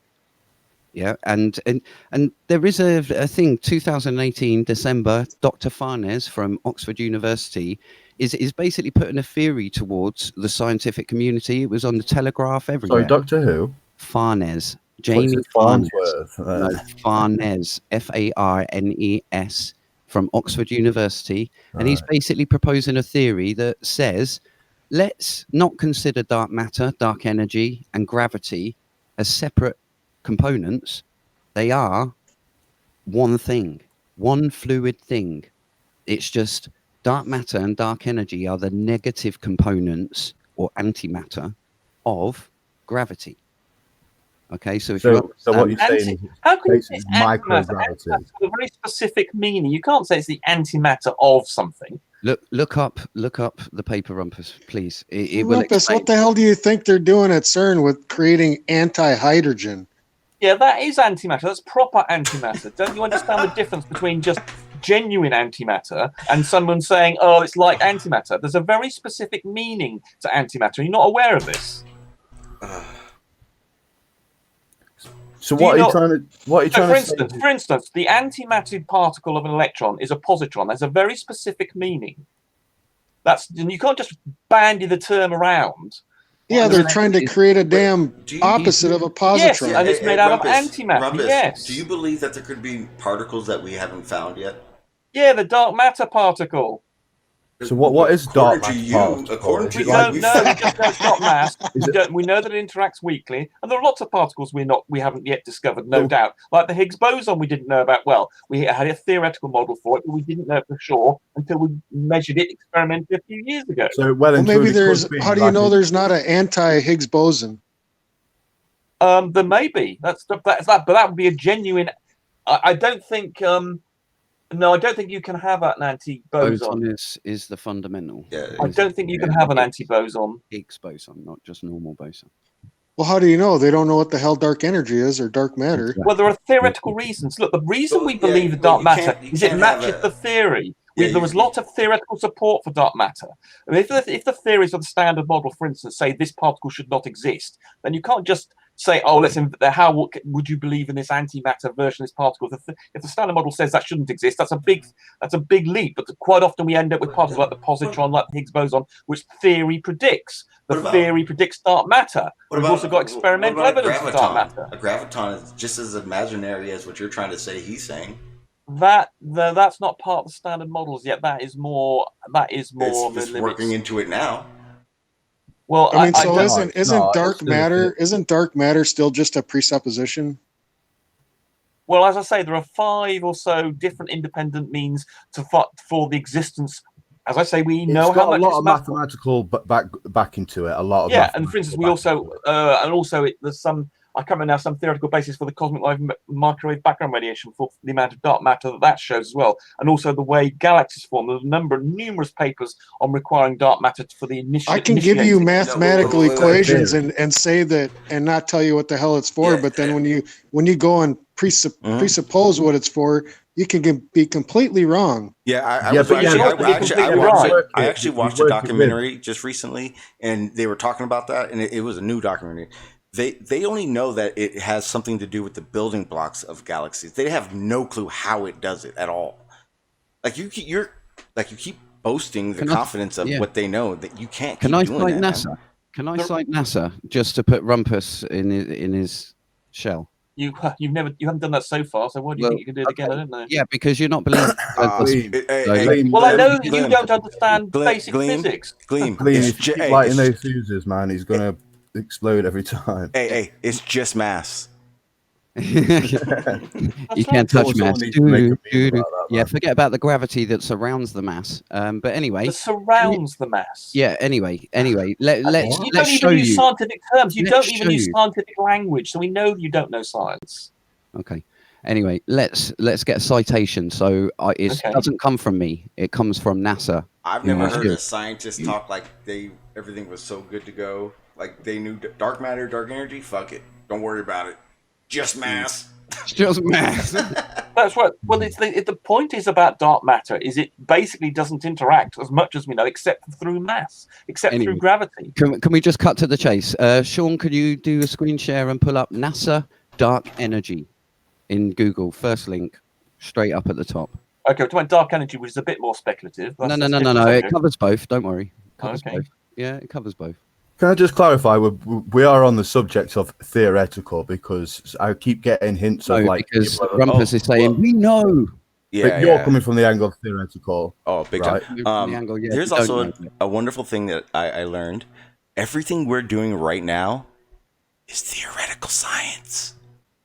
But theoretical science makes lots of predictions that are then eventually matched up. And if it doesn't match, we could live in a simulation. What the hell do you think we do all fucking day, Rumpus? Make predictions, and then if we find out if we're wrong, and the next day we talk shit if we weren't. Yeah, but it's not theoretical physics isn't just based on someone writing something down out of the blue. It has to conform with the existing predictions. So if they come up with a theoretical model of something that includes what we know and then makes predictions about what we don't know, those are generally very powerful and they tend to work quite well. I mean, for instance, if the mathematical equation works with other models, then the theory goes it's highly likely, but it's still not fact. Like no one's like Rumpus, no one's like actually said anything against you really. Like, well, Glim has said a few things, but like but we're like not against you, dude. Just relax. Okay, everyone thinks it's a globe here. Sean, I'm not saying you are. 2 paragraphs down. I'm not either, dude. I'm just saying it's a theory. Like it's I'm not coming from the standpoint that it's fact. Good free. Don't objective. Go back. Keep going. Keep going. What is dark energy from there? Okay, I'm gonna get a little. I'll make it bigger for you. I ain't doing the reading. There you go. I'll read it. I'll read it. Yeah, please read it. Okay, here we go. What is dark energy? So we've moved on to the subject of dark energy for some reason, but I'm happy to do that. It covers both. Dark matter makes up halfway through. I'll read it out. More is unknown than is known. Indeed, it is. We know how much dark energy there is because we know how it affects the universe's expansion. Other than that, it is a complete mystery, indeed. But it is an important mystery. It turns out that roughly 68% of the universe is dark energy. In other words, that's the energy term there. Dark matter makes up about 27%. The rest. What was that part before it said 68%? It turns out that roughly 68% of the universe is dark energy. Hey, before that. What was that word again? Mystery. We're talking about dark energy here. It's known. It's mass. Come roughly, on, stupid NASA. Roughly 68%. What's your point? It's an important mystery. Like, it's an important mystery that it's roughly.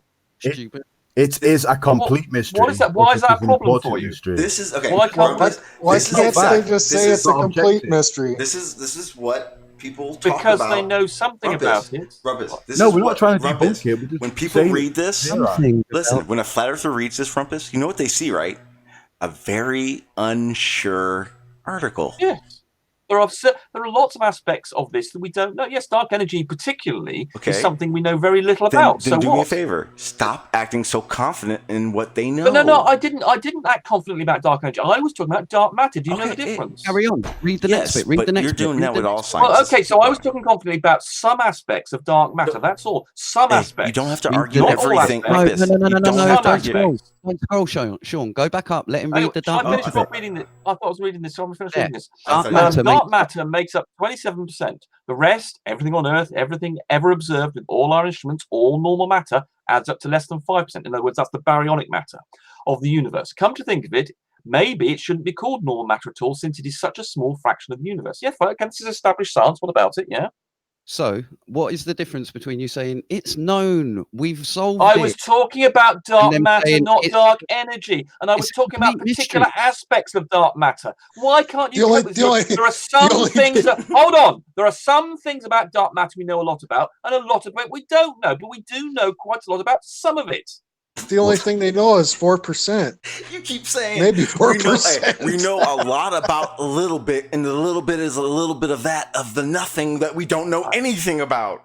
No, we know how much dark matter there is in the universe. That's quite a big thing to know. Yeah, you know the area it takes up, but you don't know. That's an important thing. I regard that, and knowing exactly, within a few percent. What kind of gravitational pull does it have? To quantify it like that is quite a big. I mean, if I were to think about it like that, every time I went to take a shit, I'd miss my toilet every freaking time.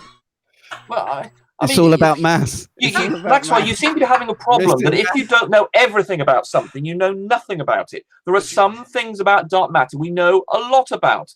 And given the fact that it is a very weakly interacting particle, it's mostly its mass that has an effect on the rest of the What do universe. they know Its a lot mass is about? the most important part of it. What do we know a lot about?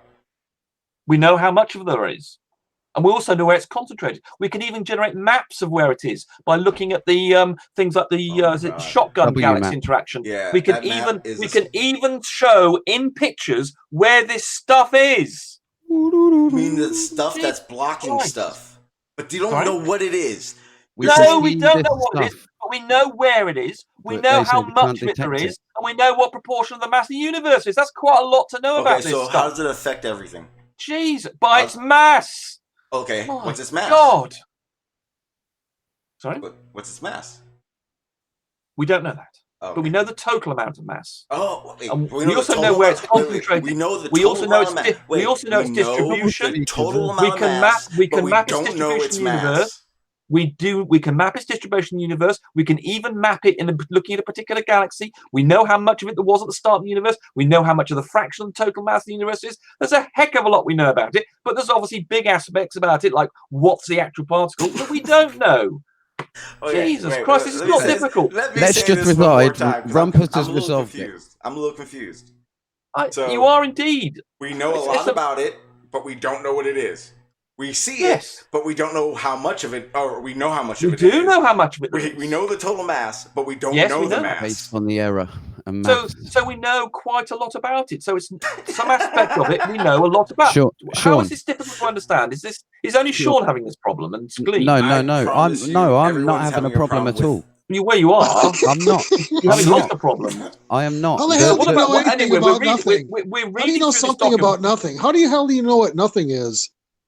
You seem to How be is that having a even problem. possible? If you know 10, if there are 10 things to be known about something and you know 5 of them, then you seem to be having a problem saying that's knowing quite a lot about something. If you don't know all of something, you seem to think you don't know anything about it. It's a very peculiar attitude. Okay, but do you know? Okay, you have to know kind of what it is. No, you don't. Okay, my bad. Okay, let me counter that, because at the end of the day, the only way you know, all they've done is just basically said, right, okay, we know there's an issue. We're going to call it this. We know it's this distribution of energy versus matter. Yeah. And what they've basically done is they've said, if this is correct, then this would be this. So it's not providing evidence. It's just calculating what it would be. The nearest evidence you have is it heating up other things. We have observations where we know the existence of some weakly interacting massive particles from things like the shotgun galaxy interaction. We know from that was the cosmic microwave background radiation that there is some extra mass there that we do. We know the amount of actual particles in the universe. We know there's a deficiency. We know we can. There are theoretical models which agree with our observations and support the existence of dark matter. There's not something like, it's not just theoretical and it's not just experimental, it's a combination of the two, and we can actually show you maps, observations of the distribution of this stuff. There's lots and lots of evidence for this. Wait, you can't show nothing. Yes, you can. Okay, wait, gravitational lensing, stop. We can show the distribution. Hang on, Rumpus. You just said we know all the particles in the universe. No, I did I say? I don't think I did say that. You did. And if I did, I didn't mean to. Okay, just checking. Because I did want to check that, because we don't know. No, we don't know. Obviously, we only. My way, physics lecturer always used to tell me we only know about 5. There's probably only know about 5% of the things we know to know in the universe. So indeed, we could all be living in a matrix for a start. So we're pretty fucking stupid then, aren't we? Yes. Yeah, and physics knows it. And cosmology knows this. Anyway, do you want me to finish reading this stuff? Is there some extra? Is there a point to this, Glee, reading this? Because so far you just what I've read so far simply supported my position. No, the point is your wording. The word you used is "we know, we've solved." And I talked specifically about dark matter. Hang on, I've only just said 3 words. Come on. Right, sorry. Right, okay. We know, we've solved, and it's sorted. But you're misrepresenting me, I suppose. No. Wait there. The NASA document said complete mystery about dark energy, not dark matter. Dark matter then said undetectable. Dark energy as though I was talking about that. I wasn't talking about dark energy at any stage. I was talking about dark matter. They are both undetectable. They are both undetectable by modern. They're not. Dark matter is detectable because of its mass. Things like we can have pictures of its distribution. Dark energy is not currently detectable. May I chime in very quickly? You don't understand the difference. For a very long time. Yes, Incorrect. Because Go ahead, I Josh. actually think you're talking at cross purposes. Because what I understand rumpus to mean is there are attributes that we have for dark matter that, according to the standard model, we have knowledge of. Standard model is right, and what we know is right. Then the outcomes of the math. So this is the amount of energy we're missing. This is the amount of matter we're missing. Both Well, of you according actually. to science's own statement, they're only 4% correct on anything. No, Yeah, that's but no, different. no, They're correct what they know, but they don't know anymore. Stop. Both you and Gleam actually agree on this point. No, we don't. Yeah, Absolutely you not. actually you do, from what Gleam said No, earlier on, no. before you arrived. Well, either way, can I just make a Don't quote you? by Paul Don't you, Dirac? Gleam? No, we will move on, but can I just leave Yeah. this point with Paul Dirac saying, just because the results happen to be in agreement with observation does not prove that one's theory is correct. I agree with that. That's just a correlation. Agreed. Okay, so you're acting so confident about something that you've only just got a few I'll say it predictions again. of. We have got 5 or 6 independent means to suggest the existence of dark matter. That's Just why saying it loud everybody's so does, confident. yeah, just saying it loud No, and but aggressive does the not key make word it is real. independent. We do not have just one theory that says we can dark matter. There You are could have many 1,000 theories. Okay, what that's how are we the decide something's independent? true. What That's are how the it becomes part independent of the established. things? No, let's Rumpus, not what go are down the that route. independent things? Okay, you want me to list those? Okay, you want? Oh, Jesus. Okay, give me some work. Eh? It's mass and gravity, and the only way you can do it is by using gravity as a non-failed theory, and then the dark matter will always show, because the error will always show. That is what you're misunderstanding. Because put it this way, how can someone resolve it, Eric Verland, in the peer review system, and it even be considered by science? Oh fuck! Yeah. Now I'm gonna be really pissed off. Fucking Dean's here. Yeah, he's basically, though, put it through the peer review system. It's been accepted into it, albeit it failed. Yeah, but he's saying failed. It has. By the way, Charlie informs me that all the references you reference actually contradict what you're saying. Like, I well believe it, given the fact I know, that and that's standard rhetoric that you lot use. And no, it's it's funny. true. I mean, It's funny. I've just pulled up a link that backs me up more than you. Obviously incorrect. And just because you're referencing these citations, I bet if we go to examine them, we'll find they do it. Examine them right now. I'm ready and willing to take my sights on the chin. Something just now, this NASA site, which has just agreed with me. So, are you going to present something that contradicts? Can I ask for external panel review on this? Because it's obviously me and bias. I'm going to say it agreed with me. You're going to say it agreed with you. Cited anything that's disagreed. Sean, your channel, your judge. Who do you think that agreed with more? Rumpus, using the word in solved. We know about it. And it talked about dark energy. You made a reference to dark energy, and I was talking about dark matter, and you didn't scroll back up. Scroll back up. You can see the thing. Scroll back up. I already know enough information. That was a section on dark energy. Okay, Sean. Sean, make your judgment so we can move on this point. This point is so stuck. Okay, so first, Slim, you've said already that it doesn't exist. It's not real. So for you, you're scientists that say it's not real. You're going to think that. Rumpus, nothing you said is wrong. It's not that you're wrong. It's that you have this. Sean, can't you see? I was talking about dark matter, and Glean's taken us to reference to dark energy. He doesn't understand the difference between them. Okay, see what happened is when we segued to dark energy, you were talking about dark energy in dark matter time. I never mentioned dark energy until the citation came up. No, you did. You did. No, I didn't. I absolutely did not. Okay. I made a point of not referencing it. Well, you can go back and then you can show that to us later. But you did. What happened? I've told you this before, Rumpus. You talk so damn fast, you don't even know half the shit you're saying. Thanks, Sean. I'm just saying, if you slow the fuck down, man, it'd be fucking half entertaining. Anyway, yet to have Gleams give a citation of anything that disagrees with what I've said.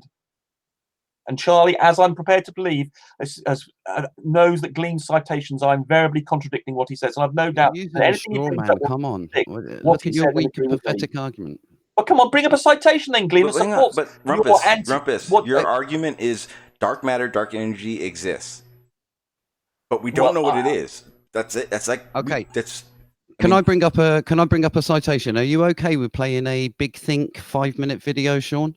So we can all learn about this from this Eric Verland. And I seriously have no special leaning towards Eric Verland at all. He's a good lecturer. I've watched loads of his lectures, but I have no special leaning towards him. It's just that the fact that someone has said, no, wait there, I'm thinking an alternative way, And I can resolve dark matter by thinking as gravity as a second order manifestation from thermodynamic entropy, and dark matter does not need to even be accounted for them, because this is thermodynamic background radiation. That is his core theory of replacing gravity with thermodynamics. And it's a second order effect, exactly what you say about difference between Newton's and Einstein's theory. Einstein's the common current concept, and Newton's is a second order effect. It manifests as a force. You're saying that gravity is the result of thermodynamic entropy. Did you say that? Well, I would rather you hear it from the scientist's mouth. Do you know what entropy is? Yes. What is it? Yes, it is a state of disorder. No, it isn't. Okay, well, I know enough. I know enough. Seriously. I mean, just the language you use demonstrates you don't understand the things you're talking about. Well, okay, correct me. Well, it's not. It's the number of states that something can be, to increase the number of ways. Officially, it's the amount of energy into a system divided by the temperature.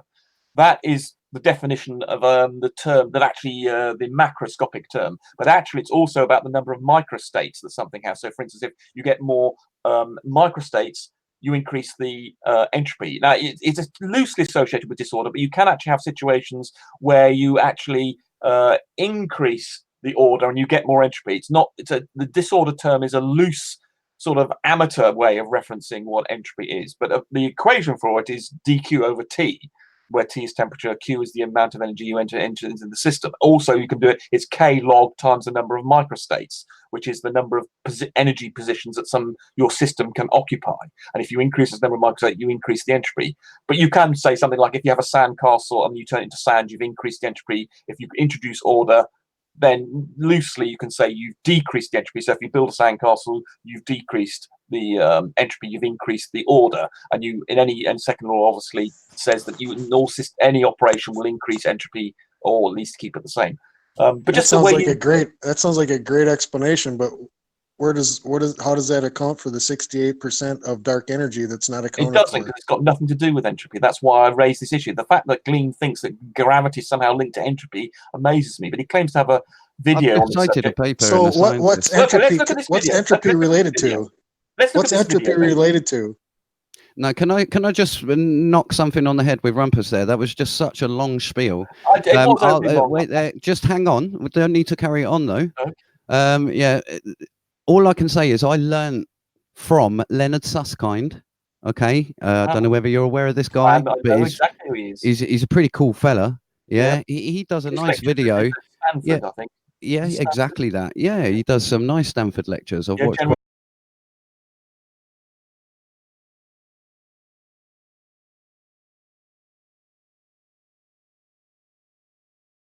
Entropy will then come back. So anyway, get the video up if you can, Sean. It's Eric Verlind, E-R-I-K. Hang on, guys, because before we go into it, what's he going to do? It's going to disprove something I said, is it, or prove something you said? Guys, because what you don't realize this happened is, like, for the past 5 minutes I haven't been here because my internet crashed. Hang on. I can't pull anything up yet. You were sorely missed. That's all I can say. Yeah, I could tell. We went on a bit of a diversion, Sean. You didn't miss anything. That whole thing was to explain entropy is a state of disorder. A very quick question. Go on. So what I'm not understanding, everything that we've talked about is, and as you say, you divided the world into kind of three, our universe into three major portions: the quantum, the macro, the cosmos. I'm not understanding how I would be applying this to the macro. What do you mean, quantum? Quantum effects. What I'm basically saying is that, the way I calculate gravity, for instance, a car hitting a man at 60 miles an hour weighing 100 kilos. Yes. I can sit down and I can look at the mass, I can work out the formula, and I can say, well, this is the amount of energy that a vehicle traveling at that speed will have. Yeah. I can then say, well, we have a crumple zone, which is likely to have a substantial effect on the initial impact because it's not classed as a solid object, and we can take that into account. And we make our maths a little bit more complicated. I'll just make it easy. I hit him with a fucking brick. Mm-hmm. I like easy math. Well, the measurement, put it this way, I'll shorten it all down. The measurement of gravity can be used. And yes, it can be real. It's the concept. It's the concept of what that is. Which I'm fine about. But what I'm trying to say is that you made a claim. I listen quite carefully to things you may notice. Sure. And you said earlier on in the Hangout that, you know, if it doesn't apply to all three realms, we got a problem. That was your problem with the description of gravity. Exactly. What I'm trying to say is, with quantum field theory, how am I going to use that instrumentation to do what I can do so easily with Newton? No, you can't. You can't. I am not one of these ones that say, no, Einstein's overtook, or whatever the word is, superseded and took away. I just want to understand that point, because it for me, it just takes a little something away from what you said with the gravitational model. And I'm trying to see, because, you know, what I'm looking for is unification, a bit like in Star Trek. Yeah. That is exactly what I propose is electric, basically. It's all electric based. By the way, Gleam, just to make sure, you do believe that gravity exists, and if you stand on some scales, you're measuring your gravitational force? You do accept that, do you? It depends. I'd like to go through this. Wait there. I'd like to go through this. Yes, there is a force there. Okay. Is it a magical mystery, separate force to the electrostatic, electromagnetic? No.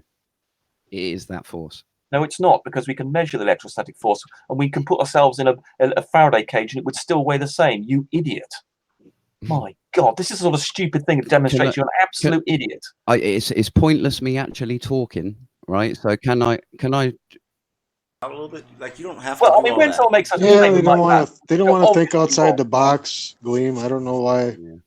Yeah, I'd like to cite and just shoot Rumpus down again. And if we make this a night of shooting, shot me down yet. Okay, well, it's your opinion, sir. Okay, hang on, Glim. I want to make this clear. Hang on, Glim. I really want to give you the floor, but if you're gonna take shots, I can't just. I think that holds. Okay. I think that holds for both sides. No, that's because I think the Faraday cage was an unprovoked idiot, and I agree that Gleam has been poking you through your cage. Oh yeah, he's poking the shit out of him. I'm gonna poke.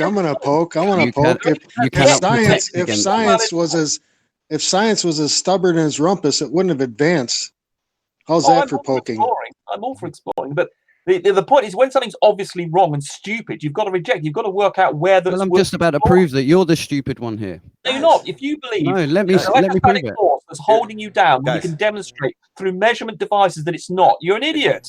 Hey. Okay. No more.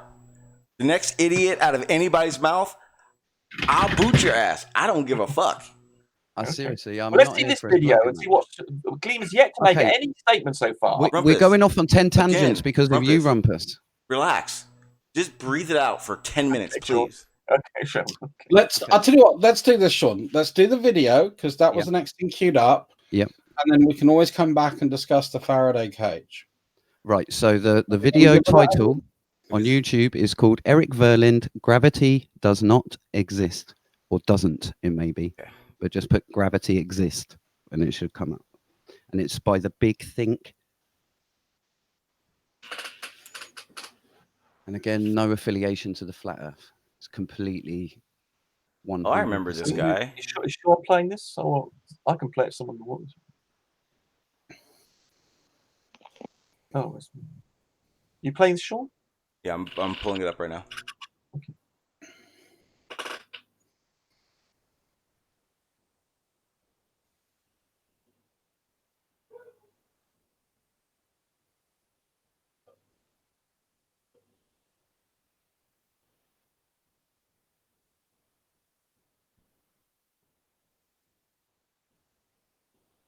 Gravity, of course, is something that people have reported about it every day, and it's not like it's not existent in our everyday lives. But what I mean by that it's an illusion is that one would eventually like to know where it comes from, an explanation. Up to now, we have descriptions. I mean, Newton, of course, is the one famous for first writing down a theory of gravity. And he could describe why apples fall and why the moon goes around the Earth using the same basic equation for gravity. But he described it. He had to assume that gravity was there. And then had to write down a law that described that when two masses are at a certain distance, how they attract each other. But he was also not very happy with the fact that he should just, well, assume that these things, these objects, attract each other and without even anything in between. So if there are two masses in empty space, there's nothing that really happens between them, but still they're attracting each other. And he thought that was kind of mysterious, and that it was something he would have liked to explain in a better way. So later came Einstein, and Einstein, with his theory of relativity, eventually realized that also gravity has to be described in a different way. And it took him quite some years, but then eventually he wrote down a theory where he thought about space and time together. And then his explanation of what gravity would be is that there's masses which curve space and time. And then the motion of planets and of the Earth around the Moon, or the Moon around the Earth, is then described by thinking about moving in this curved space-time and how then objects are well, making their orbits. And the reason they go around then in circles is that that space and time itself is curved, in the sense that things don't move in straight lines anymore, they go around. So that was his explanation, but he had to write down an equation for it, which again assumed that gravity is there, because he basically wrote down that the matter curves the space-time. So in a certain way, that's still a description, or what I should say is, well, one would like to understand again why this description sort of, well, how you can understand it from a more basic point of view.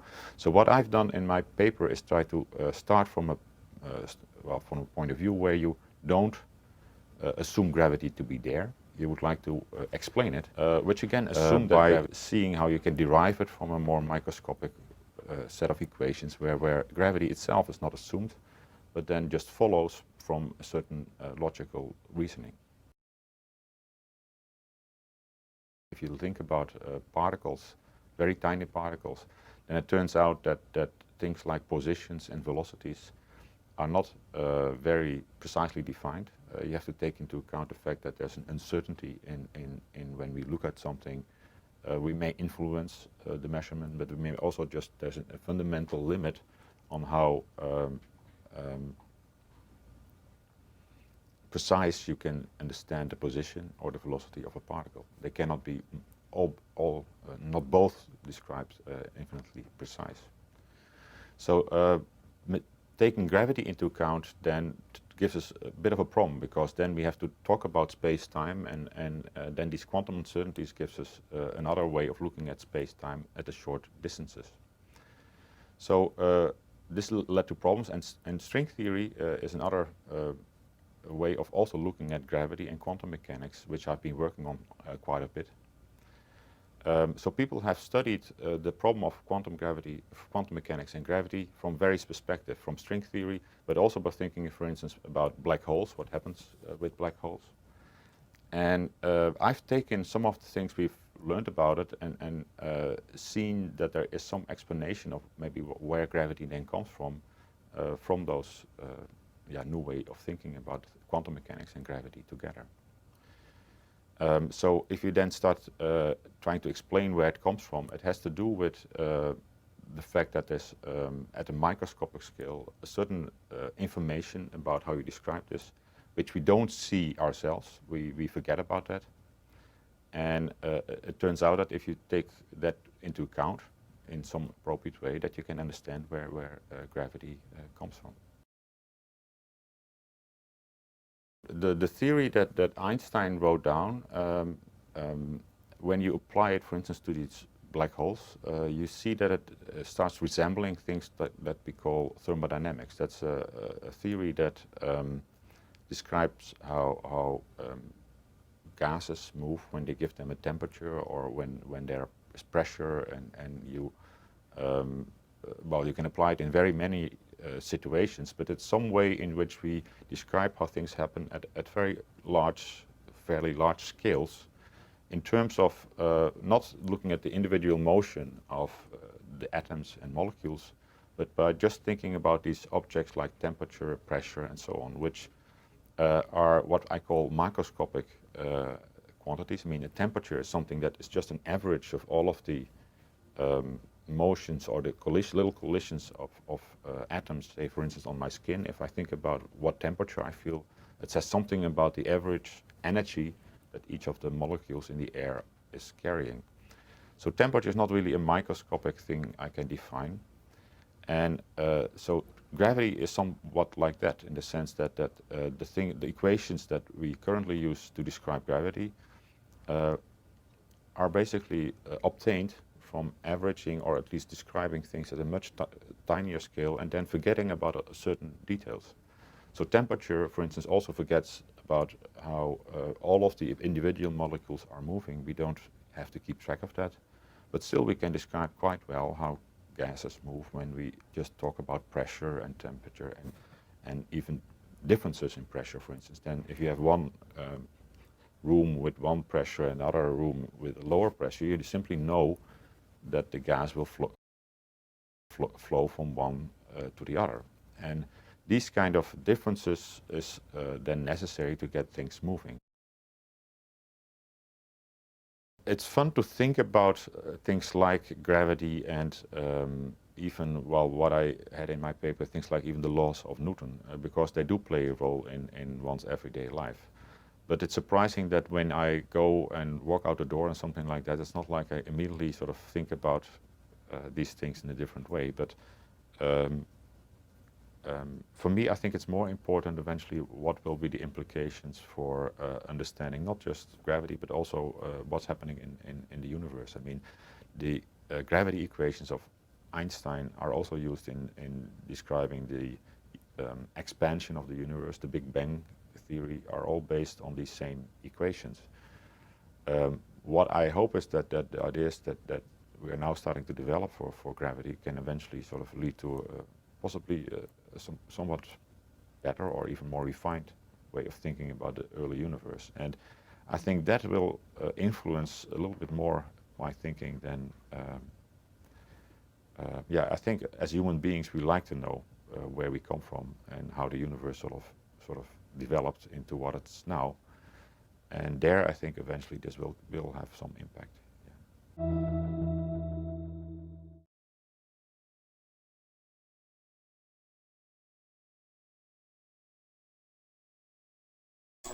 Hang on a sec. No one can hear you. Hang on. Yeah, it's done.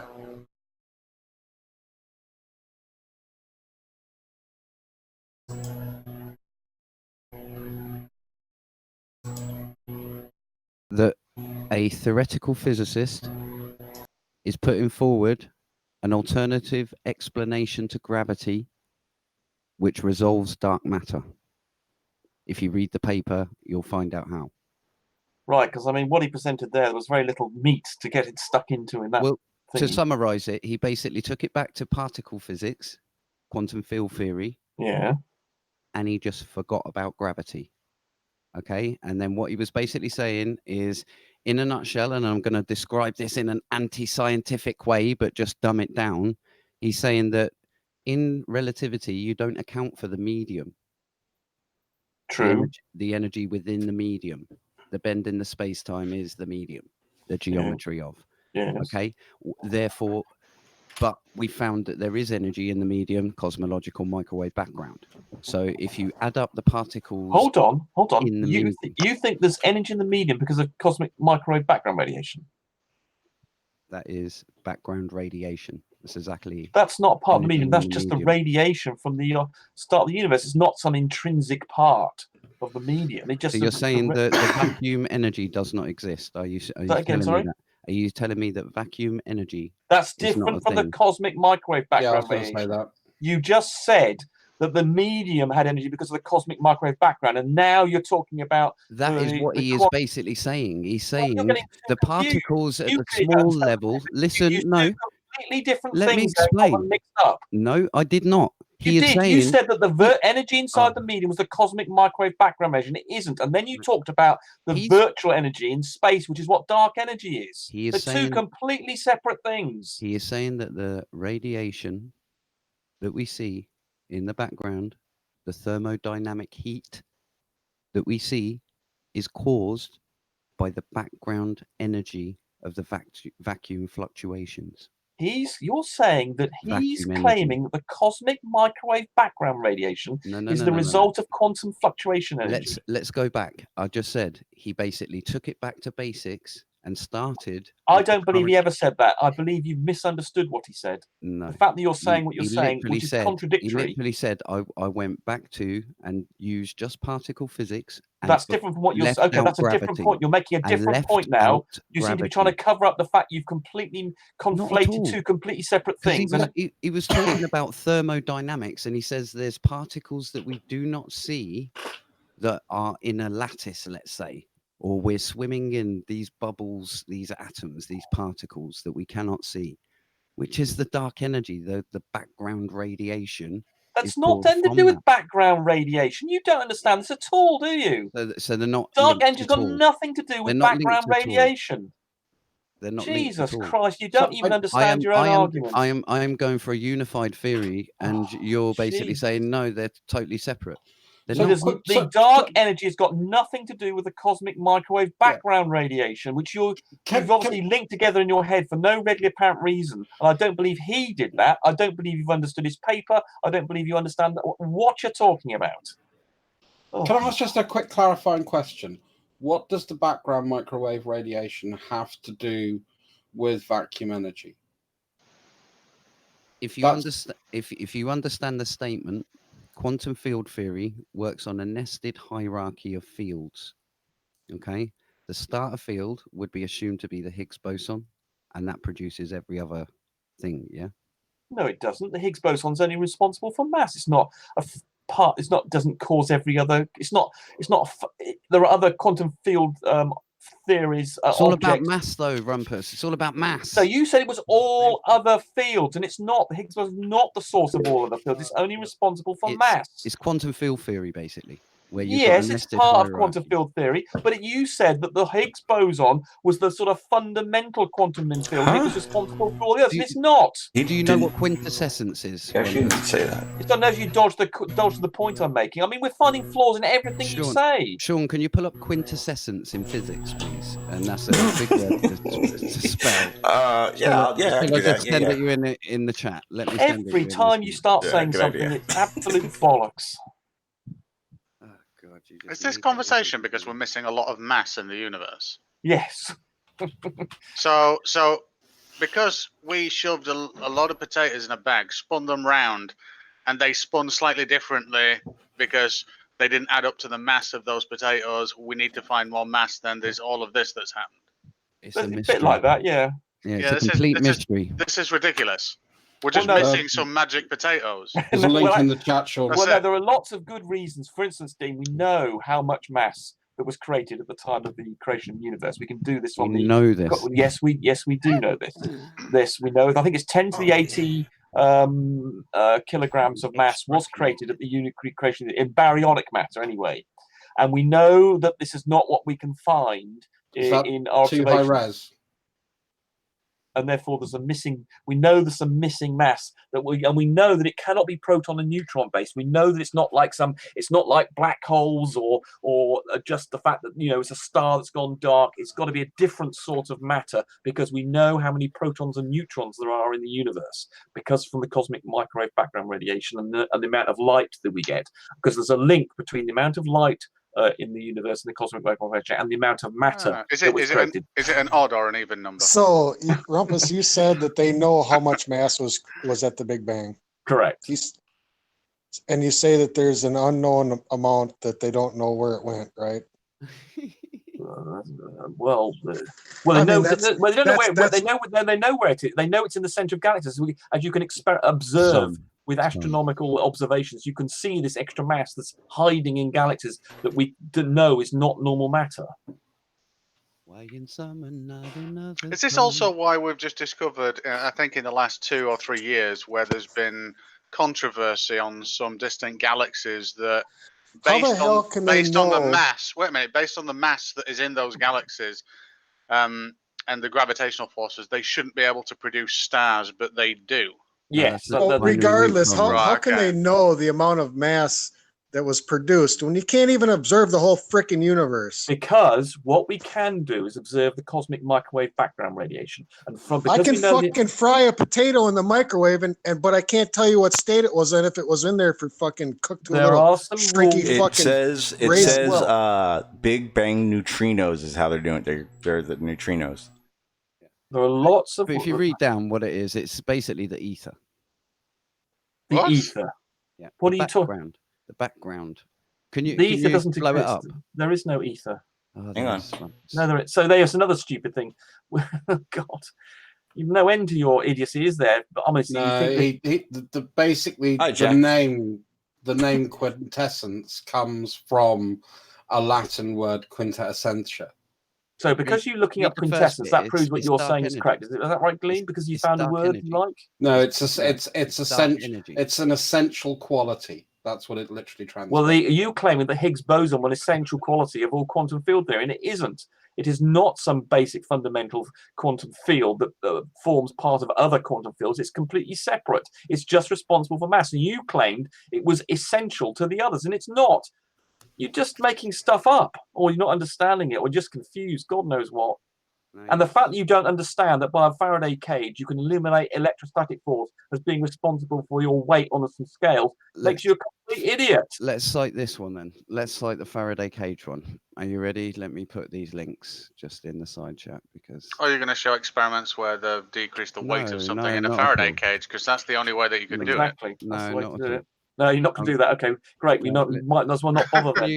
Don't bother then, Gleam. Forget it. That's what we need. Stop making up a fantasy narrative and just hang your horses. All right, kid, get on with it. All right, just slow down.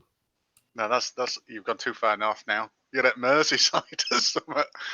Yeah, because I'm just about to batter you. Salford. You're on the side of the river. Aye. I got lost in Runcorn once at night and I was really pissed off. And then I woke up in the morning at this hotel and I looked across. Fucking Runcorn's like walking distance across, isn't it? It's tiny. Yeah. Jesus.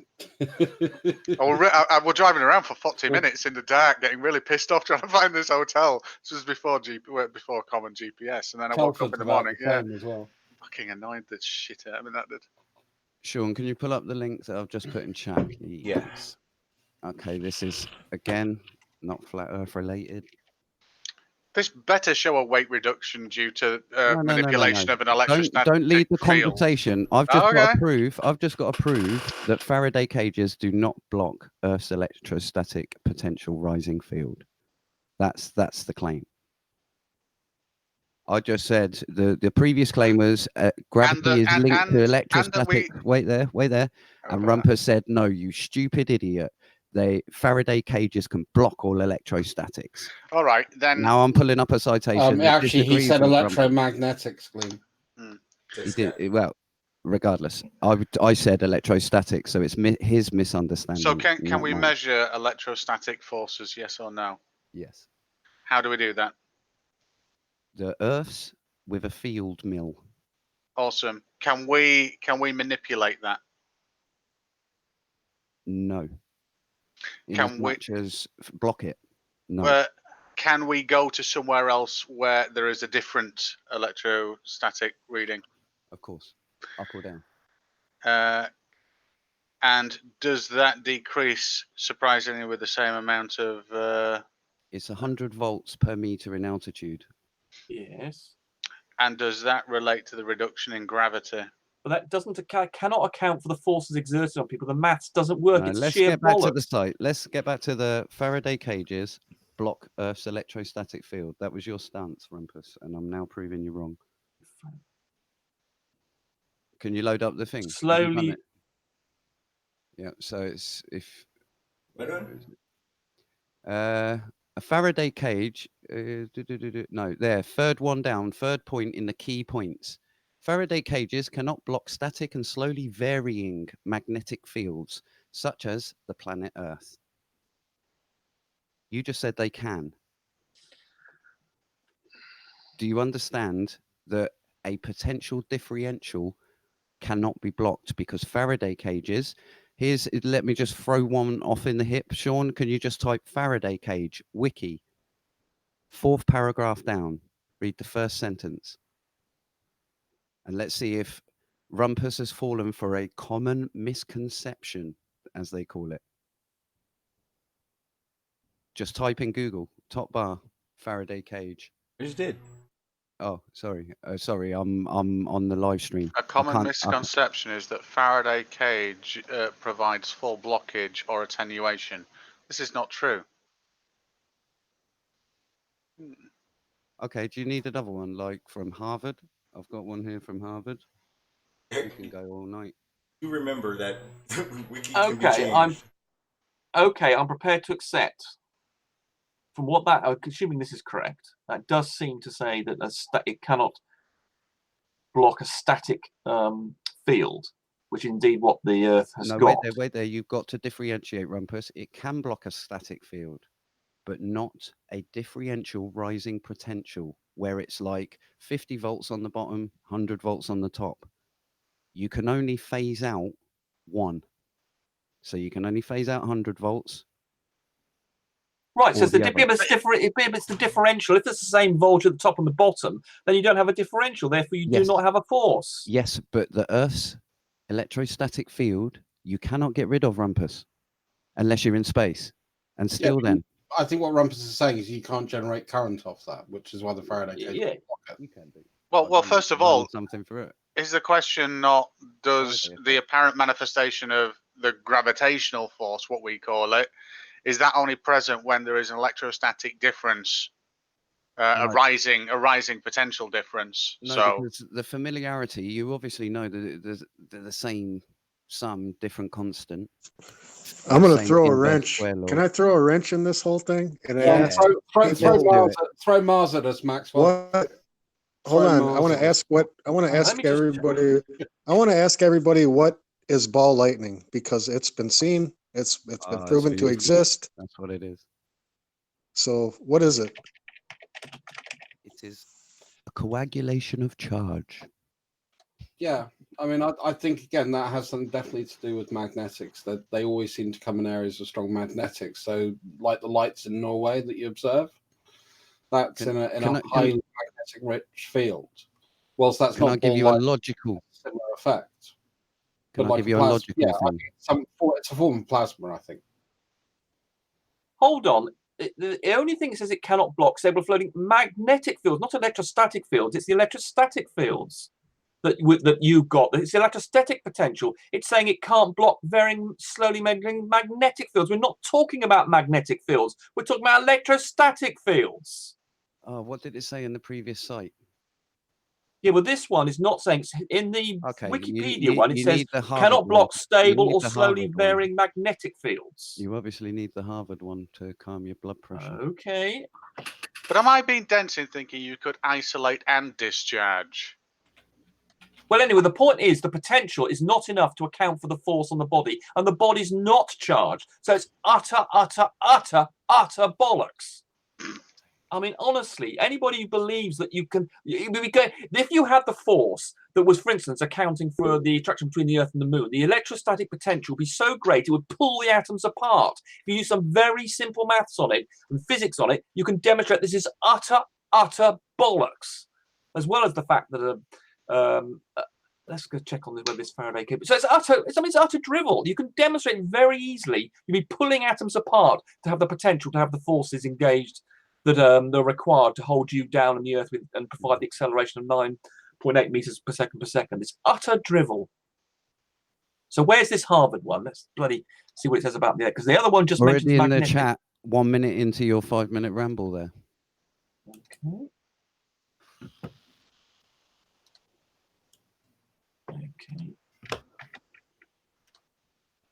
So where does ball lightning manifest from?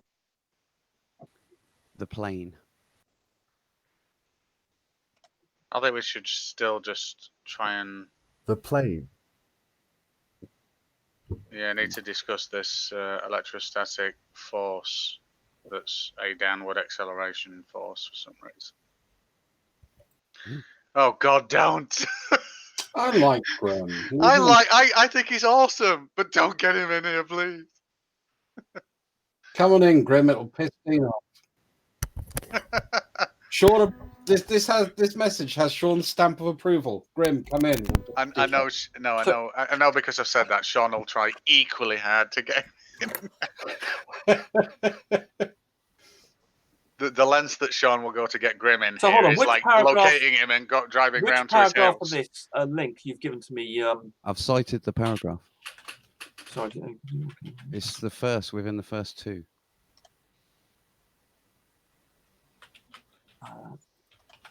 Hold on. And Sean will like this Feynman diagram as well, which shows you how it interacts. Sean, if you can pull that up and just scroll down to see the first diagram that Feynman's put in his lecture bit. But the trouble is, surely, I'm actually reading this now. This is actually interesting because it kind of reminds me of stuff I did sort of 30 plus years ago.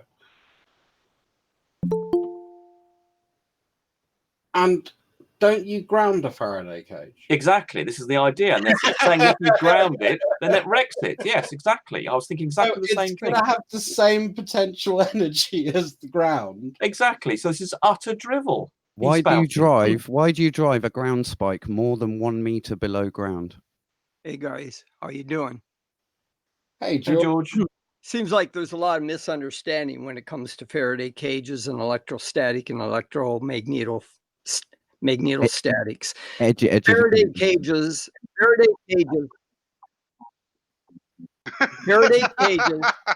cages block electrostatic fields. There can be no electric field penetrating a Faraday cage. Absolutely impossible. It's easily proven. No charge. Gauss's I law. agree. Now, magnetic fields are an entirely different. Yeah, let's not get into story. that. We just want it's the electrostatic one where he's claiming is causing gravity. Let's stick with that. Yeah, but the thing is even slow varying electric fields are blocked by Faraday cages. Exactly. So he's talking bollocks, isn't he, George? He's talking utter bollocks. Electrostatic and electrostatic and electrodynamic fields are blocked by good conductors constructed as a enclosed shield like a Faraday cage. They cannot penetrate whatsoever.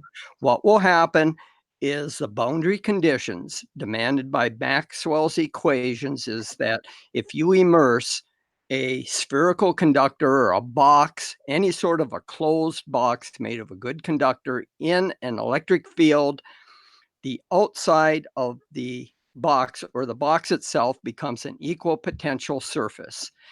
And inside the box is a static electric potential equal to the surface of the box.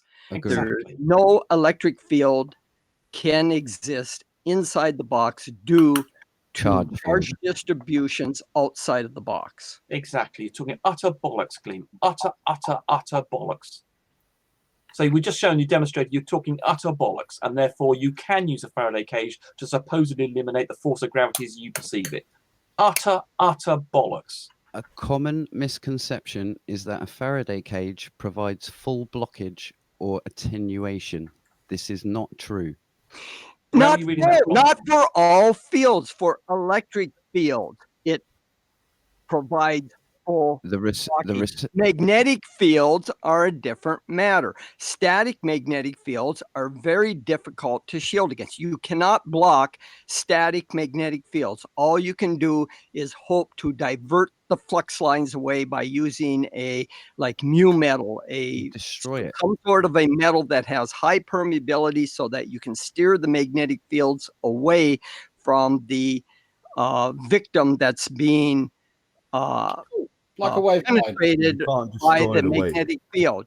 A magnetic field can penetrate a Faraday cage. However, a electrostatic field, which is what we're RF showing on screen, field will not be able to. And this thing on screen, static magnetic fields can penetrate, but time varying magnetic fields up into RF range will also be blocked by. But the thing he's showing on screen, George, is electrostatic. Electrostatics are thoroughly and completely. Do you understand, Glenn? The thing you've got on screen is electrostatic. Can you cite something? I've cited Gauss's three things law. there. This is a sophomore problem in electromagnetic theory. It's Gauss's law. If you don't have any charges, if you don't have any free charges inside a Faraday cage, there's no electric field inside. Exactly. The boundary Bring up boundary Faraday's conditions explanation. demand that the electric fields inside a Faraday cage have to be zero. If they aren't zero, then you can easily argue through Gauss's law that there has to be current flowing on the outside conductor, which is in violation of electrostatics. You're talking utter bollocks, Gleam. You've seen a diagram in the Feynman lecture which talks about electrostatic potential, and A, it's not strong enough to cause the force of gravity, and B, we can demonstrate that it's not there by sticking it in a Faraday cage, which you also don't understand. So, Jesus Christ. Every 2 minutes you say a piece of bollocks. You haven't been 2 minutes since you said a piece of bollocks. It's time and for another every new 2 piece of minutes you bollocks. reply with just a load of bollocks No, and you just don't understand. swearing and getting angry. Demonstrated A, that the You are force- demonstrating that you're just B, a loon. You've just shown that the Faraday cage eliminates Anyway. electrostatic forces. You do not know what you're talking about. Anyway, I'm glad you've come here, George. I'm glad you come here. Have you released your video as yet? So you're distracted now. No. This is exactly to do with the topic. Have you released your video yet? I said I haven't had time to produce a video. I'm on my time, not your time. Can we just quickly go through it now? Because I need your No, I'm not understanding, going to go George. through it right now because I it's need going your to understanding. pose an interesting problem for my viewers. I'm going to offer them a challenge to find the errors in Sphere's paper. Sean, can you load up the paper? I've just put it in there. This is going to be debunked by George. Okay. So you accepting now that a Faraday cage Hang eliminates on, electrostatic Rumpus. forces. Rumpus, before you go on one, this is a paper which is saying an electrostatic solution for the value of big G. It is not changing any topic. I'd love to see how. No, that's pretty. That's okay. Rumpus, let him go ahead. This this Morton Spears paper about deriving the value for big G using electrostatic constants has some fatal flaws in it. Gleam kept referencing this paper, and I looked at it, and Spears made some very serious errors in it. There's 2 fatal flaws, probably a 3rd minor and a 4th minor error, but there's one very significant fatal flaw in this paper that just leads him to the wrong conclusion. And he won't tell me what they are. I did tell you. It's in the constant A. Go and look. It's not a constant. It's its own formula that he's made as a ratio. It's a ratio. Yes, it's a constant in terms of it's a unitless number. Okay, it's a ratio of 2 capacitance values. It's the ratio of the capacitance of 2 bodies of different radii compared to the capacitance between 2 electrons, and it's wrong. There we go. Okay. Do you even know what capacitance is? Gleam, do you know what capacitance is? All I need to tell you, I pointed you to exactly where one of the fatal errors are.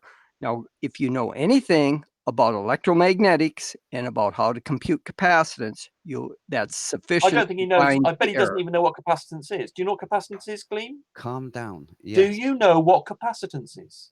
A capacitor plate is 2 plate that builds up charge. No, I asked you what capacitance is. What is the formula? And this is explaining what it is. What is the formula for capacitance? I don't know.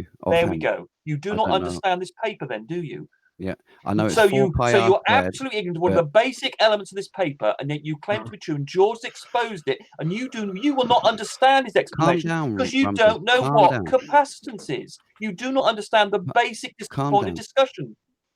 You are just on automatic. No, you don't. You try to deflect. Say... Don't deflect from your ignorance of how this paper, or the subject of this paper. You do not understand this paper. George does. You do not understand one of the fundamental elements of this paper. Because he just said it's wrong, and that's what he said for 14 days now. It's wrong. I'll do a video about it. It's wrong. Well, okay. It's wrong. I'm not going to tell you. It's wrong. Then you don't understand this paper. I just told you where the fatal error is. One of the fatal errors. You just said it's wrong. You didn't have no explanation. Yeah, it's just wrong. No, and I must accept Sean, can you scroll down a little bit? You claim to know about electromagnetic theory. So this is a basic sophomore problem. Yeah, guys. You guys are acting like high school kids. Can you calm the fuck down, please? All three of you. No, I'm just trying to tell him, Sean, that I pointed him to the error. All he has to do is analyze the paper, and he'll see what the error is. Go to my video on computing the capacitance between two spheres. But here's the problem. He doesn't understand. George, he doesn't. Rumpus, hold on, but George, he doesn't understand the basic paper. Rumpus, you're the fucking problem. Everything was calm, man. And then you came here. Yeah, but the point is, he's trying to disguise, Sean. He's trying to disguise the fact that he doesn't understand. You don't need to be so amped up. I can get amped up. Yeah, but you don't need to. Stop. Calm down. Mute yourself. Do something. But you're amping everything up. Yeah, but he's being deceitful, Sean. I don't care. You don't have to get amped up. But he shouldn't be deceitful. You shouldn't get amped up every time you talk. No, but he's being deceitful. That gets me annoyed. Oh my God! Do you want me to ground him? Do you want me to take his PlayStation?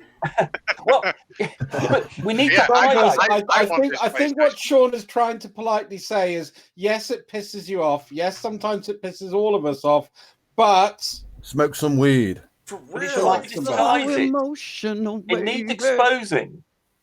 I know. Look, all I'm saying is scientists. What's the name of this? Hold on. What's the name of this paper so I can look it up? Oh, for fuck's sake, Maxwell, you're talking on topic now. Stop it. Go to, for anyone that wants to pull up the paper, go to my video on the dominant force in the universe being gravity. I have all this stuff listed, all the links there, and you can pull it all up. I'll definitely check that out. Thanks, George. I like your information. Well, it's not George. Actually, George is pretty calm. I'm not used to that. Rumpus, calm down. Well, the way he tried to deflect away from the fact that he didn't understand this paper and he didn't understand it is something we should be exposing. Yeah. I expose flat earthers that do that all the time, but I don't have to get all amped up to do it. You don't have to. What? You come in here and you're like, let's do this. I'm ready to fight somebody. Let's go.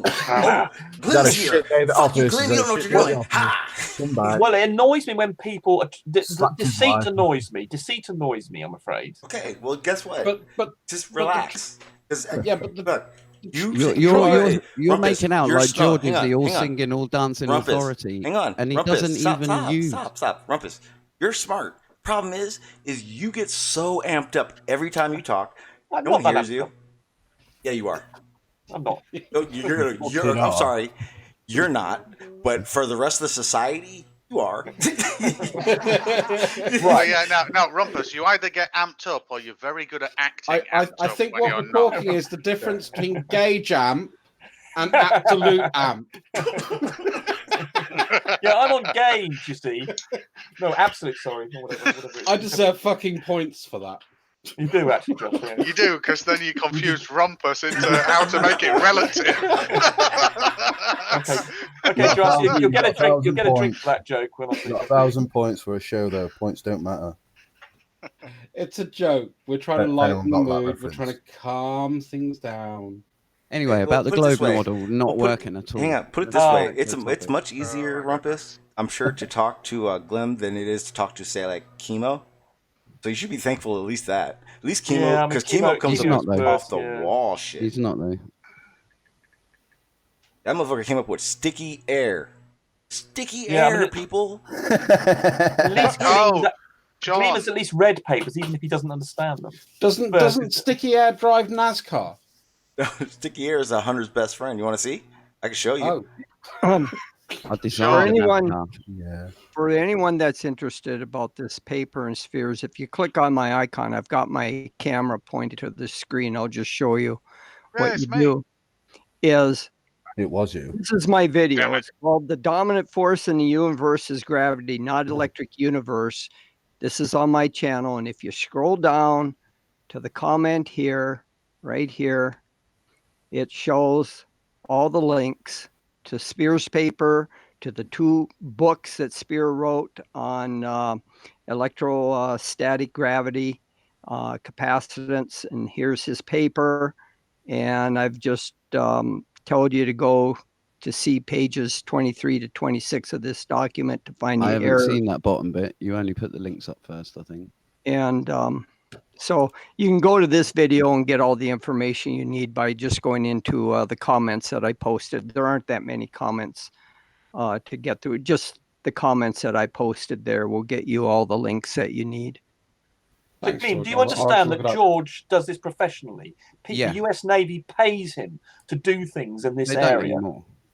Well, but anyway, so do you understand that? So you saying his that credentials? Yeah, put it this way: we've got history. Hold on. So George gets paid by the U.S. Navy to do work in the and other people. Wait. I got questions. What number is he? George, just questions for George. Do you not ask him what the difference between a boat and a ship is, or I'm No. This goes back to his days. He probably worked on it, the Philadelphia experiment.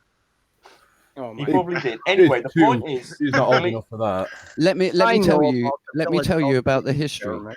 So, Glenn, the point is we've undermined everything you've said. You've just been spouting. You haven't. bollocks. You've just shouted at it. Every significant point you've made, we've You've shown just shouted utter and bollocks. said it's wrong. No, we haven't. No, we haven't just done that. I've done that after we've demonstrated you don't understand what capacitance is. You don't understand what electrostatic is. You don't know any of the equations. You don't know what George is talking about. You got the Faraday cage thing wrong. I mean, every single point we've not just called you stupid. We've demonstrated why you are stupid. It's just mass. It's just mass. Oh, we need a and anyway, I think it's unfair to call him stupid. Anyway, no. You carry on. You carry on with you're exposing yourself more than me. I'm just I'm fed up with the invectives because I actually think, whilst I can see where you're coming from, and I don't honestly have the physics to fully disagree with you, but I have lots of questions. But that's neither here nor there. That's more me backfilling in a bit of background knowledge, which I'm doing at the moment anyway. It started off very interesting, to be honest. But then I guess when you threw a crazy ideology like theory in there, kind of muddled my thinking on the matter. But I agree with Druss. I think I don't think my knowledge is expansive enough to debate it really. One thing I can say is that every time George has corrected me on a point of physics, and then me being an arsehole and going checking, he's been right. Okay. It's quite annoying. Now, I've got one with Rumpus that I had, but I can't remember what it is, which now makes it a moot point. But George only like one ever. But anyway, let's test this because me and George have a history. About a year ago, I commented on that exact same video, and you can see the full history if he hasn't hid him. I haven't checked, but regardless, I said, what about the account for the magnetic recoupling of the magnetic ropes connecting Earth and the Sun? Oh my God. George is your biological father. Well, he basically said, no need. I don't need to account for them. But if you look in the chat there, NASA is saying they exist. So I asked, why are you excluding something that NASA say exists? It's an issue of whether or not it has any significance to the overall forces, and it doesn't. I've done back of the envelope calculations using Beal-Savart's law and looking at what kind of currents you need to have flowing between the Earth and the Sun. And I can guarantee you there isn't enough out there to account for anything. But you didn't include that in your calculations, was my point. Yeah, but he's just demonstrated he didn't need to. He's just said he didn't need to. He's accounted for it now, and he was correct. Just saying it is not good enough. He's done the calculations, Gleam. Gleam. On the back of an envelope. Yeah, if you want to find the force of the, say, lift of a paper airplane in your living room, are you going to worry about the air disturbance by a butterfly outside? I mean, it does affect. Wait a minute. This article you shared doesn't affect in any material way the outcome of what the paper airplane will do. And the same thing with these magnetic ropes. They don't come anywhere near the kind of forces that the gravitational force fields produce between the Earth and the Sun. So you neglect them. You don't have to account for everything. Based on classical. The whole idea in making any sort of calculations is to try to ignore all those factors that are totally insignificant so that your problem doesn't become intractable. Exactly. He neglected it because it was worth neglecting. He neglected it because it had to be neglected. It's very simple. Yeah, you've And I've understood challenged you. a I've lot said, of if you feel I'm really and grossly in error here, why don't you do the calculations, make yourself a video, or submit me the paper to show me where I'm wrong? He doesn't understand physics. He doesn't understand electronics. He doesn't understand what a capacitor is or capacitance. He couldn't do anything like that. He doesn't know what he's reading, what he's Or we doing. could just let him. Oh, wait a minute. God. Or we could just let him answer as to whether he will or he won't Rumpus, rather than. The regards, Rumpus is going to answer for me. So George and Rumpus, you go at it. No. Gleam, would you feel like you could or do have the capability to challenge George on this? I could probably, but I wanted to know. I want to know why he actually missed out it completely. Oh Jesus! He told you just now that it wasn't. Yes, because I can neglect it because it's too small. Exactly. Yes. No. George just said. I've got two questions. One, was this discovery made after George made those calculations? I don't think so. Yeah, because I think it was about 2016 that came out. No, it's 2017 that came out. Magnetic fields during its flyby on the planet, October 6th. Messenger discovered that Mercury's magnetic field showed a connection rate 10 times higher than Earth's. Yeah. So that was the first hint of them. And then what year? Sorry, that was 2008. I published my video on the dominant force in Yep. the universe on May 21st, 2018. But the point is, we know that these things are not around the Earth, the sufficiently significant electrostatic or magnetic field. We know that. We've put satellites up there to measure such things. We know there is not sufficient force from magnetic or electrostatic fields to account for the force of gravity that holds the Earth in orbit. So we don't care. George knew that. He could do the calculations. And if there were such a force, it'd be so powerful it would rip atoms apart. We know it doesn't work. Jesus Christ. Just saying you know and showing you know. The assumption that I went under when what I did in calculating the forces that you could possibly have between the Earth and the Sun due to electrostatics is you have to have a sufficient amount of free charge on both the Sun and the Earth to produce an electric field that will give you a force of attraction. Now, I worked backwards on it. I said, all right, well, let's find out what that force would be between the Earth and the Sun produced by free charge on both the Sun and the Earth of opposite polarities to create an attractive force.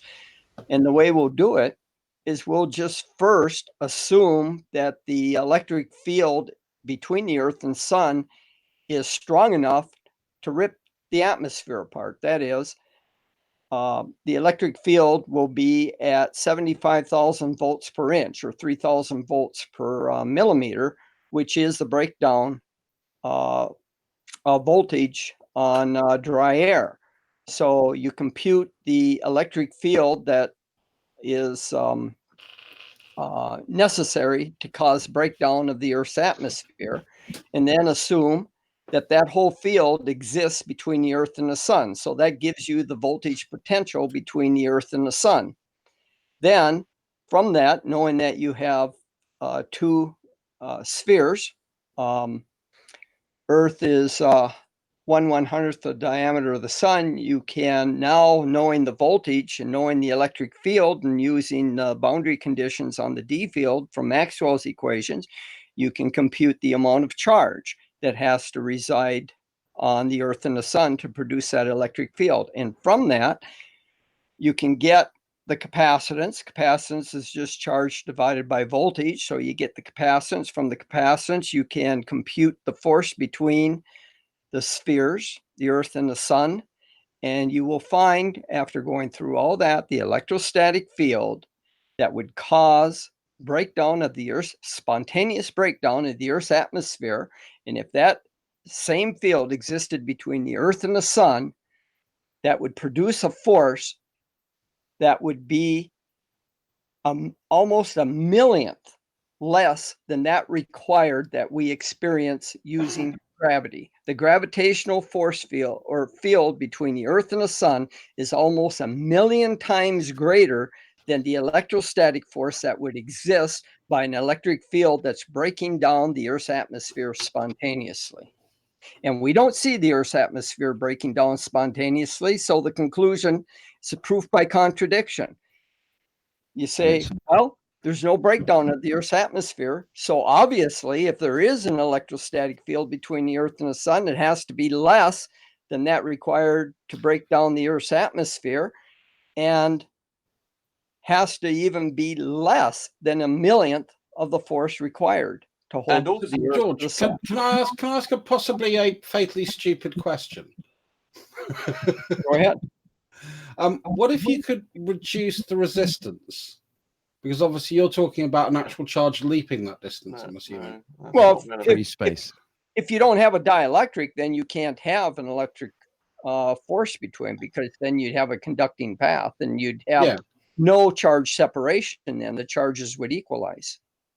Right, and the other point is another point is that Charlie in chat just mentioned that he explained the Faraday cage to Gleam yesterday apparently, and spent great time and went to all the references and the references. Hold on, and all the references that he went to that Gleam cited. He How went many through straw that men do you need? and showed that Gleam did not. All the references that he's made contradict him. So he doesn't understand All the of them. Faraday cage thing. He doesn't understand this electric static force thing. He doesn't understand that to get the sort of force, as George said, is 1/1,000,000th of the even the electric force would cause the atmosphere to disrupt. It would rip apart atoms. There's nothing you said that has any bearing in science or anything.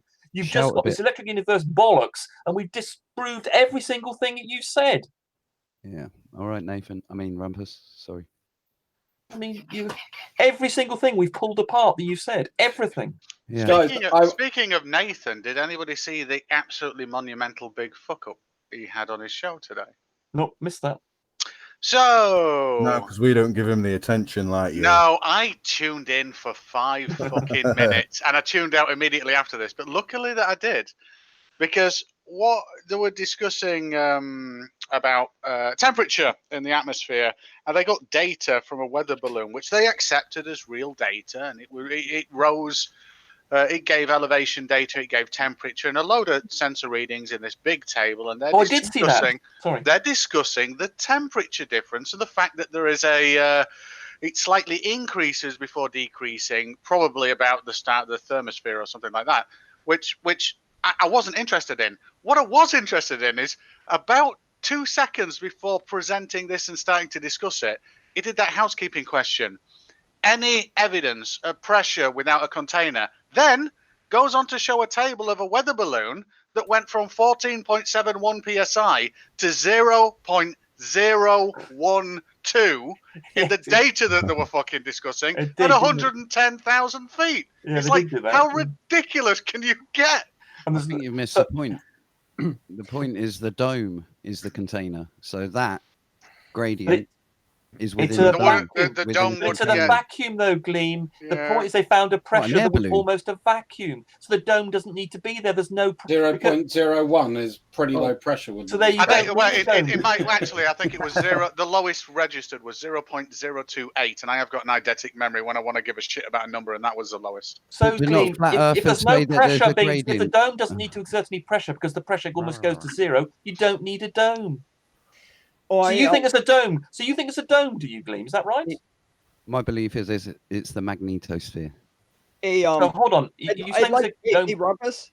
Okay, go ahead. When you're done, I'd like. No, go ahead. Go ahead, George.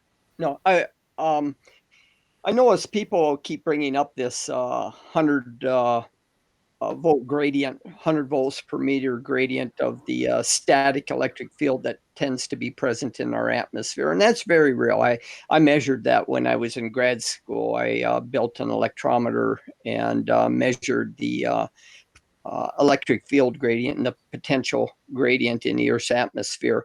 But the thing is that a lot of these proponents of free energy and that refer to this all the time failed to realize is that this voltage gradient only exists up to about 5 kilometers. After that, it dissipates rather quickly. The most potential difference that you get on this static field between the surface and the 5 kilometers is an electrometer 50,000 volts. But there isn't much energy contained. The energy density is so small. If you were to integrate all the energy. Hold on, let me stop you right there with that thought. Hey, please I'm gonna stop you right there with that thought. So you you said I don't think. you said it's extremely small. Then Well, I mean, you saw back when they had the space shuttle, right? And they dropped the tether into the atmosphere. What were the readings of that's buildup? something else. That's something else. That's frictional forces. You got the Yeah, but static as well is as it not? the Is it not collecting? Is it not collecting the static charge? No, it's generating static charge through its motion through the atmosphere. But we're talking statics, not electrodynamics. Static electric field that Feynman talks about in his book only extends up to about 5 kilometers. And if he says 50. you integrate all the energy stored in that field, it amounts throughout the whole volume of the atmosphere surrounding the Earth, say from the surface up to 20 miles around the whole Earth, all that volume, the amount of energy stored in there is about equivalent to 2 nuclear power plants. So there really isn't that much energy. Energy density is very, very small. Can I just chip in briefly, George? The diagram that Glean brought up of the Feynman lecture, which showed the potential, also showed a diagram with the field lines going round a person. So that in fact that a person's head is actually the same potential as their feet. Therefore, there is no potential difference. Therefore, there is no force acting on it. With any reasonable conductor, like a person with silty skin and that has to be an equal potential surface. So if there you're can't be any standing force, on the Glean, ground can at there? 0 volts, every part of your body is at basically So there's 0 no volts. potential difference, Gleam. So you cannot be responsible for any force at all. You utter moron. The potential is above your head. Yes, but the difference has to be across you, you moron, between your head and your feet to hold you down, to hold you to the. If this is you're the same potential as the Earth's surface, there cannot be an electrostatic force that's pulling you down, can there? No, Jesus Christ! I mean, it's just to get God, above this guy's most of that. stupid. I'm sorry, Druss, but he is. He's pontificating about things he knows absolutely nothing. What they're forgetting on all these things like Faraday cages and stuff is whenever you have a good conductor, a good conductor cannot support an electric field. A good conductor is necessarily an equal potential surface. You cannot support a potential difference through a good conductor. I don't think Gleam can say a single thing is correct. Every single thing he says, just about any substance, is wrong.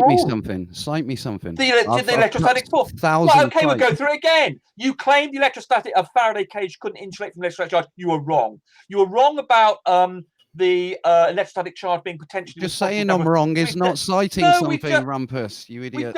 You don't understand what a capacitor is. You don't understand that paper. You don't understand electrostatics. I was just about to explain. You do not understand the electrostatic difference has to be present to account for force. You've no idea. You've not quantified these forces. You're just shouting and saying nothing. You're shouting and saying nothing. You're trying to deflect. I'm pointing out the raging. Force. You need to change your name to Raging. Yeah, but this guy's in the Rageous. We've invalidated him on so many things. Saying stuff. No, you are just saying you're wrong. You're wrong. We proved you wrong. We proved you wrong by saying, he done some envelope calculations. You're wrong. Do you want us to go through the electrostatic equations and the actual forces that would generate the potential? Given the fact that the head of someone is at the same potential as the bottom, it cannot possibly be exerting any force on them to force of gravity. Wrong. Correct. So you're wrong on that. The Faraday cage, you're wrong on that. The electrostatic, it does keep out electrostatic force. So you're wrong on that. The body being an electronegative and it being negative underground, there's no pulling force there. No. If you're in a Faraday cage, we can demonstrate that when you get weighed in a Faraday cage, it cannot be due to electrostatic forces. And even that Feynman diagram that you showed in that presentation also showed that the field went around. You're saying loads and doing nothing. Give me a site. Give me a site. The Feynman diagram. Give me an experiment. I've got to go to bed in a second, and I think the simple way to get this point across is if you have something where the resistance across the surface is lower than the resistance to the interior, the current will flow across the surface. It will not go to the interior.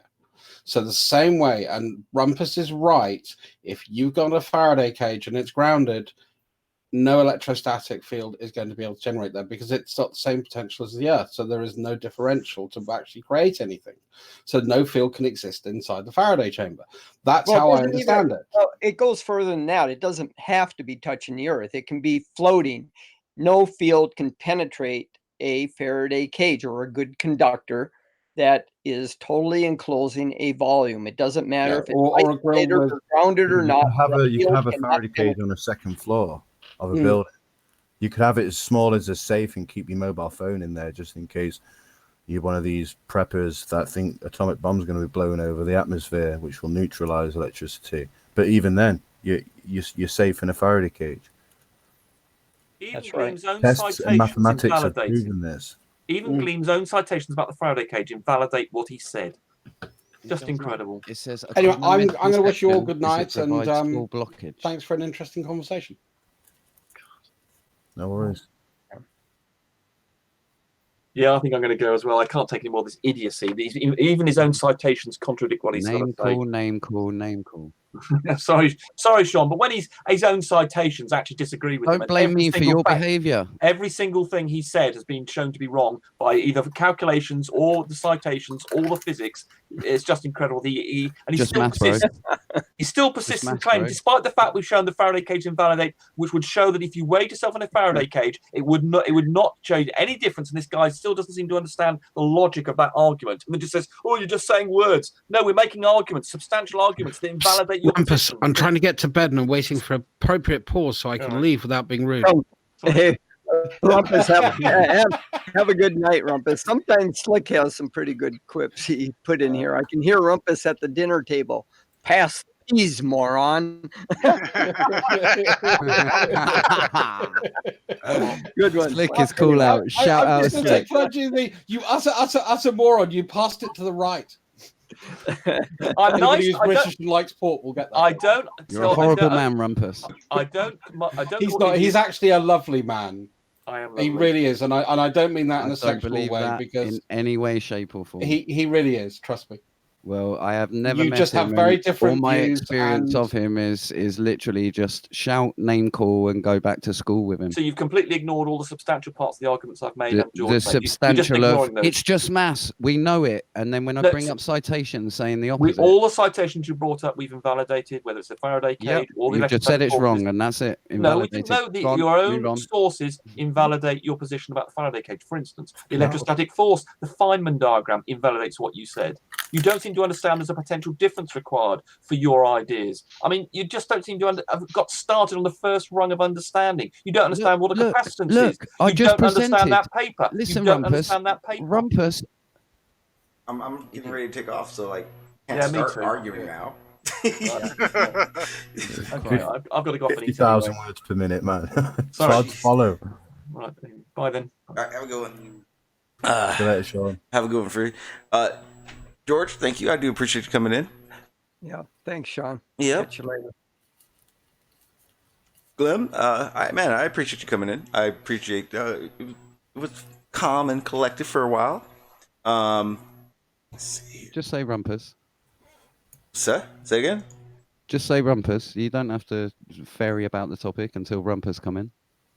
Oh no, yeah. He fucking amped this room up big time. It went from calm to fucking hell on earth. That was quick. Adult to child. That's what it went. Yeah, Adult to child mentality. I don't think it's adult to child. I think it gets amped when yeah. He When he's says had stuff, enough. though. He says stuff and he just gets excited. His view's too low because he's had to deal with a lot of shit. What you've got to think is Look, here's the thing. I heard nothing Rumpus said. Because he's yelling, he's convoluted. Yeah, Exactly. You can't I was follow him. learning So out. all that information was for nothing. Yeah, well, the problem is with Rumpus, it's like Sniffs too much correcting someone is like a drug, and if he doesn't get enough of it, he dies. Have you seen that film Crank? It's like otherwise he'd never come on here and waste his time if he didn't actually require this to survive.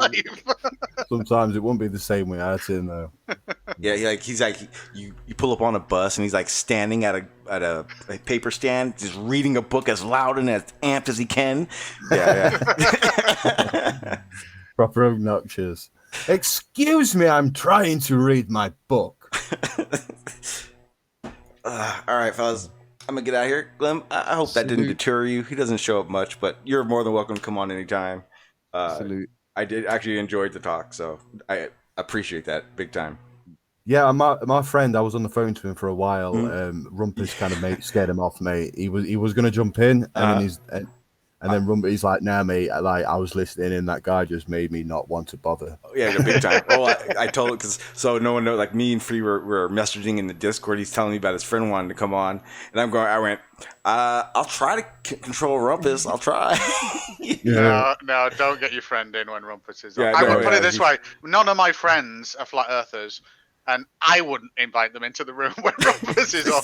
Yeah. Well, I kind of warned him beforehand. Like I said, this guy's usually. I said everyone else is usually decent, man, and we all like leave it. I mean, even with Rumpus, we leave it cordial. I mean, we leave it respectfully, which is what I love about it. But you know what? I think he said he's gonna jump on tomorrow, maybe. So I'll just send him the link. Sorry, guys. Wait a minute. 12:41 is the timestamp for Nathan's show today, where he completely shows pressure gradient without the need of a container. Yeah, thank you, because you gave me a link to just the upload, and no, it doesn't work out. It doesn't work out when you put it in there. You have to even though it's got the time, even though it's got the timestamp in. So it's 12:41. Nathan presents this fucking thing that shows data that they accept because they're saying, "Hey, look, we found data that's got a temperature anomaly at like 90,000 feet." What they don't realize, at 90,000 feet, the PSI is like 6 PSI, and then when it gets to 110,000 feet, it's like 0.028 PSI, which, surprisingly enough, there isn't that much between that and a fucking vacuum, really, is there? You'd only have to go up a little bit more. Well, it explains why that guy who did that jump for Red Bull had to have the suit and the breather apparatus. Yeah. No, it's just funny. But yeah, anyway, I've just posted the timestamp. Timestamp is 12:41 on that video that I posted in the YouTube chat. Cheers, Sean. Yeah, nice one, Sean. Yeah, no worries. Thank you guys. I appreciate it. I'm gonna get out of here. I'll see you guys around, and Freeman tomorrow for sure. I'll send you a link in the DM so you guys have it right away. Nice one last quote, Sean. One last quote from Feynman. Yeah, if it doesn't match, if the experiment doesn't match, you must throw it's it out. wrong. It's wrong. Perfect. Thank you, sir. Appreciate it. In a bit. All right, everyone. That was a fun one. I enjoyed it. We got to see how a nice, calm conversation can go until it gets amped up by the Rumpus. Again, thanks, Garen, for stopping in. That was fun. I enjoyed the conversation while it lasted. I don't know. I don't think I'll be on later on. I may out of nowhere. Who knows? I think I'll just probably end up waiting for Jose to come on and jump on his panel. But I didn't say much today, but I got a lot to say still. I still want some answers, damn it. I'm waiting, Flat Earth. And until then, you guys have a nice day. Enjoy the rest of your Monday.